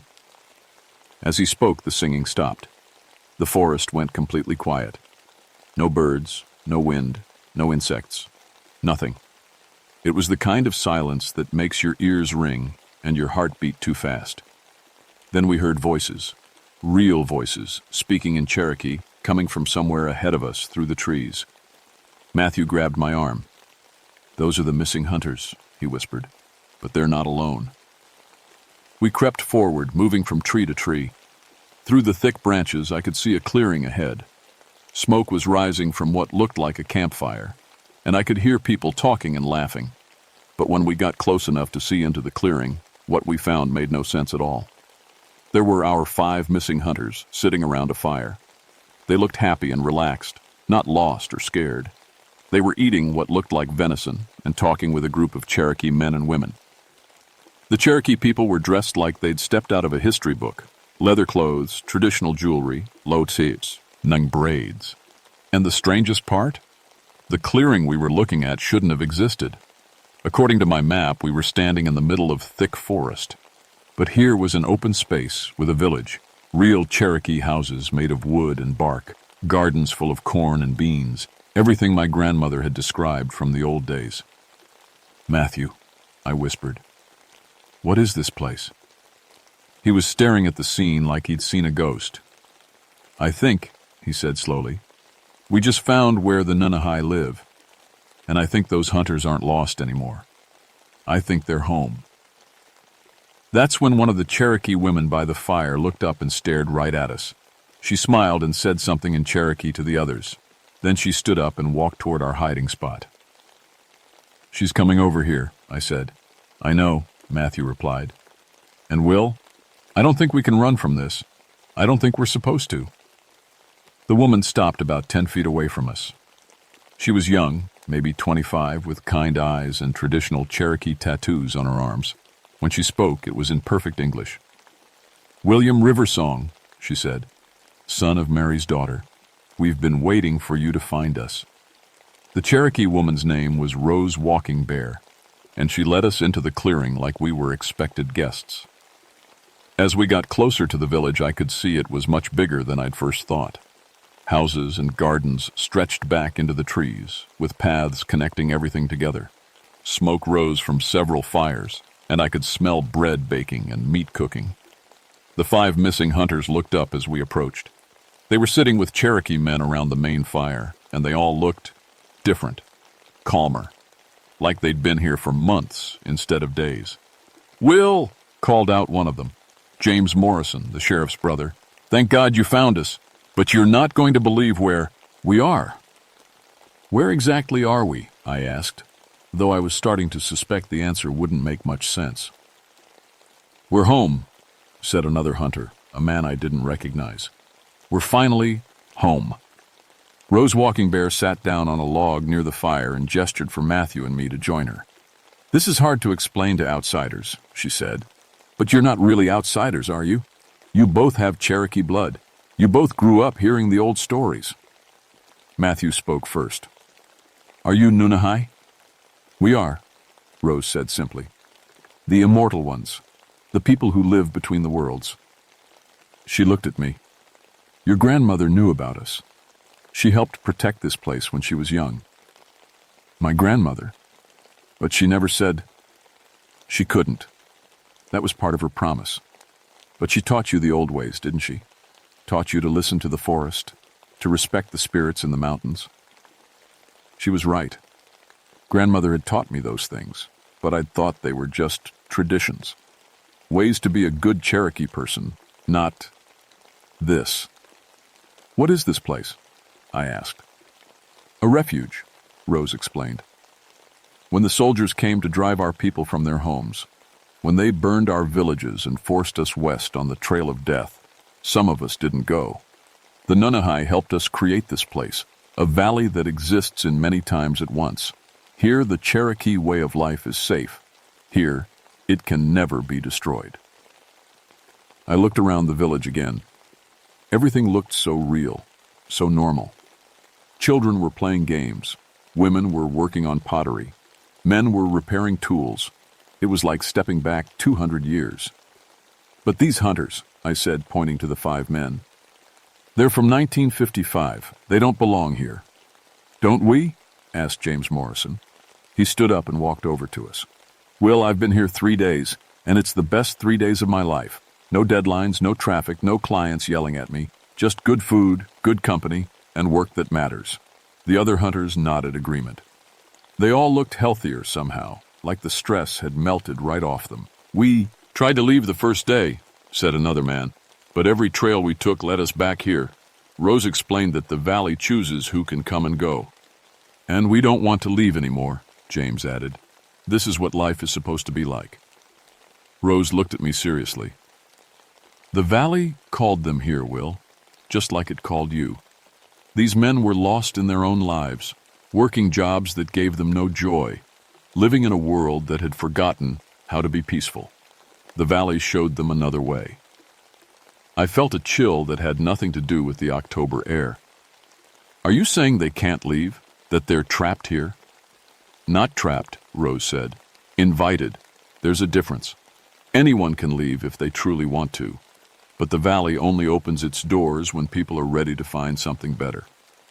Matthew had been quiet during this whole conversation, but now he spoke up. Rose, I need to ask you something. Are you from our time or from the old days? She smiled. Both. Neither. Time works differently here. I was born in 1794, the year before the Cherokee were forced to sign away their lands. I've lived in this valley for 161 years, but I've only aged 5 years in all that time. My husband was killed at the Battle of Horseshoe Bend, fighting alongside Andrew Jackson before Jackson turned against us. The Nunahai brought me here when I was dying of grief. The implications of what she was saying hit me like a punch to the stomach. You mean this place is real? All of it? You're really from the 1790s? Touch my hand, Rose said, holding it out. I reached over and took her hand in mine. It was warm, solid, real. Her calluses felt like those of someone who worked with her hands every day. This wasn't a dream or a hallucination. The Nunahai exist to preserve what's important, Rose continued. Cherokee culture, Cherokee people, Cherokee lands. When the outside world becomes too dangerous, we create places like this. Islands of safety in the stream of time. But why? I asked. Why show yourselves now? Why bring these hunters here? Rose's expression grew serious. Because the valley is in danger. The outside world is changing again. We've heard about plans to build a dam to flood these mountains, to cut down the old-growth forests for lumber. If that happens, we'll lose our connection to the normal world entirely. We'll be cut off forever. What does that have to do with me? You're a forest ranger, Will. You have influence with the government people. And more than that, you have Cherokee blood and a Cherokee heart. You understand why places like this need to be protected. I felt the weight of what she was asking settling on my shoulders. You want me to stop the development? We want you to help us stay hidden, Rose said. To make sure this valley doesn't appear on any official maps. To keep the modern world from finding us until we're ready to be found. Matthew leaned forward. What about the hunters? Their families will be worried. Some can return, Rose said, with their memories changed, so they remember being lost in a snowstorm, nothing more. But others, she looked at James Morrison. Others have found their true home here. They'll choose to stay. I can't let people just disappear, I said. It's not right. Even if they're happier than they've ever been? Rose asked. Even if this is where they truly belong? I looked at the 5 hunters again. They were all listening to our conversation, but none of them looked worried or scared. They looked like men who had found something they'd been searching for their whole lives. There's something else, Rose said quietly. Something your grandmother would have told you if she'd lived longer. You're not just Cherokee, Will. You're descended from the Nunahai themselves. That's why you can see this place. That's why the valley called you here. That's impossible. Is it? Haven't you always felt different? Haven't you always been able to find your way in the woods, even when you should have been lost? Haven't you always heard the mountains singing? She was right, and that scared me more than anything else. I had always been different. I had always been able to navigate these mountains like I'd been born here, and I had been hearing singing in the hills for as long as I could remember. What are you asking me to do? I said. Rose stood up and walked to the edge of the clearing. Come with me. Let me show you something. We followed her to a path that led up the side of the valley. As we climbed, I could see more of the hidden village spread out below us. It was huge, maybe 1,000 people living in perfect harmony with the forest. At the top of the path was a cave entrance, carved with Cherokee symbols. Rose lit a torch from a fire that never seemed to go out and led us inside. The cave walls were covered with paintings, Cherokee history, from the beginning of time right up to the present day. I could see pictures of the Trail of Tears, the Civil War, both world wars, but I could also see pictures of things that hadn't happened yet. Cities bigger than any I'd ever seen, machines flying through the air, people living in ways I couldn't imagine. The Nunahai see all of time, Rose explained. Past, present, and future. We know what's coming, Will.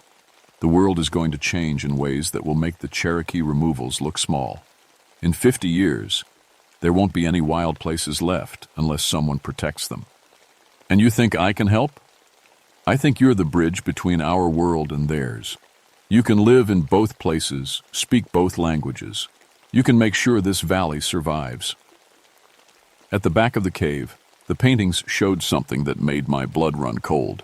Cherokee people, including children, living in cities with no connection to the land. Cherokee language disappearing. Cherokee ceremonies forgotten.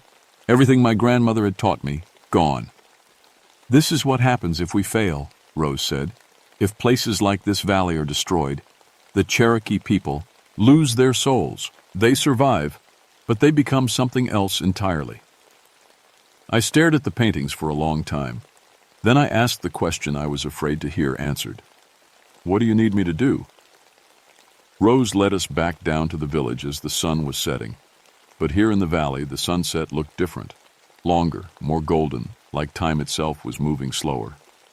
Tonight you'll stay with us, Rose said. Tomorrow you'll make your choice.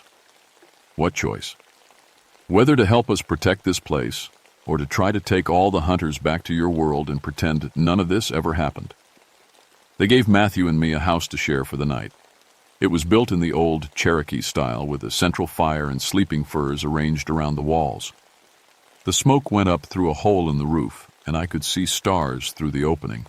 More stars than I'd ever seen before. bright and close, like diamonds. Matthew was quiet for a long time after we settled in. Finally, he spoke. "Will, I think I know why the tribal council really sent me to find you." "What do you mean?" "They've been talking for months about strange things happening in the mountains. Hunters finding trails that shouldn't exist, hikers hearing voices in Cherokee, speaking dialects that died out 100 years ago. The elders have been waiting for something like this." I poked at the fire with a stick, watching the sparks rise toward the stars. "Do you believe her? About the Nunahai? About this place existing in different times?" "I'm sitting in a Cherokee village that shouldn't exist, talking to people who should have died 2 centuries ago," Matthew said. "At this point, I'll believe anything. But those hunters, I can't just let them disappear. Their families. What if their families are better off without them?" Matthew asked quietly. "What if they were miserable in their old lives, and this is the first peace they've ever found?" I thought about James Morrison. I'd known him since we were kids. He'd always seemed stressed, always worried about money and work and keeping up appearances. Here in the valley, he looked 10 years younger. "That's not for me to decide," I said. "Isn't it? You're a forest ranger, Will. Your job is to protect the wilderness. Well, this is wilderness, the most important wilderness left in the world. A place where Cherokee culture lives and breathes instead of just surviving in museums." That night, I dreamed about my grandmother. She was young in the dream, maybe 25, dressed in traditional Cherokee clothes. We were standing in the same valley, but it looked different, newer somehow, with fewer houses and more wild forest. "You found them," she said, smiling. "Grandmother, why didn't you tell me about this place?" "Because you weren't ready. Children need to grow up in the regular world first, learn its ways, understand its dangers. Only then can they choose which world they truly belong to. Rose says I'm descended from the Nunahai. Your great-great-grandmother was. She chose to leave the valley and live in the outside world, to have children and pass on the old knowledge. Every few generations, one of her descendants is called back. Called back for what? To decide if the valley stays hidden or reveals itself to the world. To be the bridge between what was and what will be. I woke up just before dawn. The fire had burned down to coals, and Matthew was already awake, sitting by the door and looking out at the village. "Did you decide?" he asked. "Did you?" He was quiet for a moment. "I think I want to stay, Will. Not forever, but for a while. I want to learn the old ways properly from people who actually lived them. The tribal council would understand." "And the hunters?" "Let them choose for themselves. Give them all the facts, then let them decide." After breakfast, Rose gathered all of us together, me, Matthew, and the 5 hunters. We sat in a circle by the main fire, and she explained everything. How the valley worked, what it meant to stay, what it meant to leave. "If you go back," she said, "your memories of this place will fade. You'll remember being lost in the woods, being found by search teams, nothing more. You'll return to your old lives." "And if we stay?" asked James Morrison. "You become part of Cherokee time. You age slowly, live long, learn our ways, but you can never return to the outside world as yourselves. If you ever leave, it must be as someone else entirely." 3 of the hunters chose to return. They were family men with children, with responsibilities they couldn't abandon. But 2, James Morrison and a man named Robert Stone, chose to stay. "I've been practicing law for 20 years, James said. "I've never been happy, not once. Here, I feel like I'm alive for the first time." Robert nodded. "My wife died 2 years ago. My kids are grown and don't need me. I've got nothing to go back to and everything to discover here." Rose looked at Matthew. "And you?" "I want to stay for 1 year," he said. "Learn what I can, then return to the reservation and teach others. The tribal council needs to know about this place." Finally, Rose turned to me. "Will?" I looked around the circle at all these faces, some old, some young, some from my time and some from centuries past. They were all waiting for my answer. "I can't stay," I said. My wife is having our baby, and I won't abandon them. But I can help protect this place. How? I'll make sure the valley never appears on any official maps. I'll report the missing hunters as found, but with memory loss from hypothermia. And I'll work with the Park Service to keep development away from this area. That's not enough, Rose said. The world is changing too fast. In 10 years, maybe 20, they'll have technology that can find us no matter how well hidden we are. Then what do you want me to do? We want you to be our ambassador. Visit us when you can, learn our ways, prepare for the day when we might need to reveal ourselves to save Cherokee culture from disappearing entirely. I thought about my wife, Sarah, about the baby we were expecting, about my life as a forest ranger. Then I thought about the paintings in the cave, showing a future where Cherokee people existed, but Cherokee culture had died. I'll do it, I said. I'll be your bridge to the outside world. Rose smiled and stood up. Then it's time for some of you to go home. The journey back to the normal world was like walking through a dream. Rose and 2 other Nunahai led us to the edge of the valley, where the air seemed to shimmer like heat waves rising from summer pavement. This is where we part ways, Rose said. She handed me a small leather pouch. Cherokee tobacco grown in our valley. When you need to find us again, burn some of this and follow the smoke. The path will appear. The 3 hunters who were returning, and Matthew, who would come back later, stepped through the shimmer. For a moment I could see them standing on both sides at once, like reflections in water.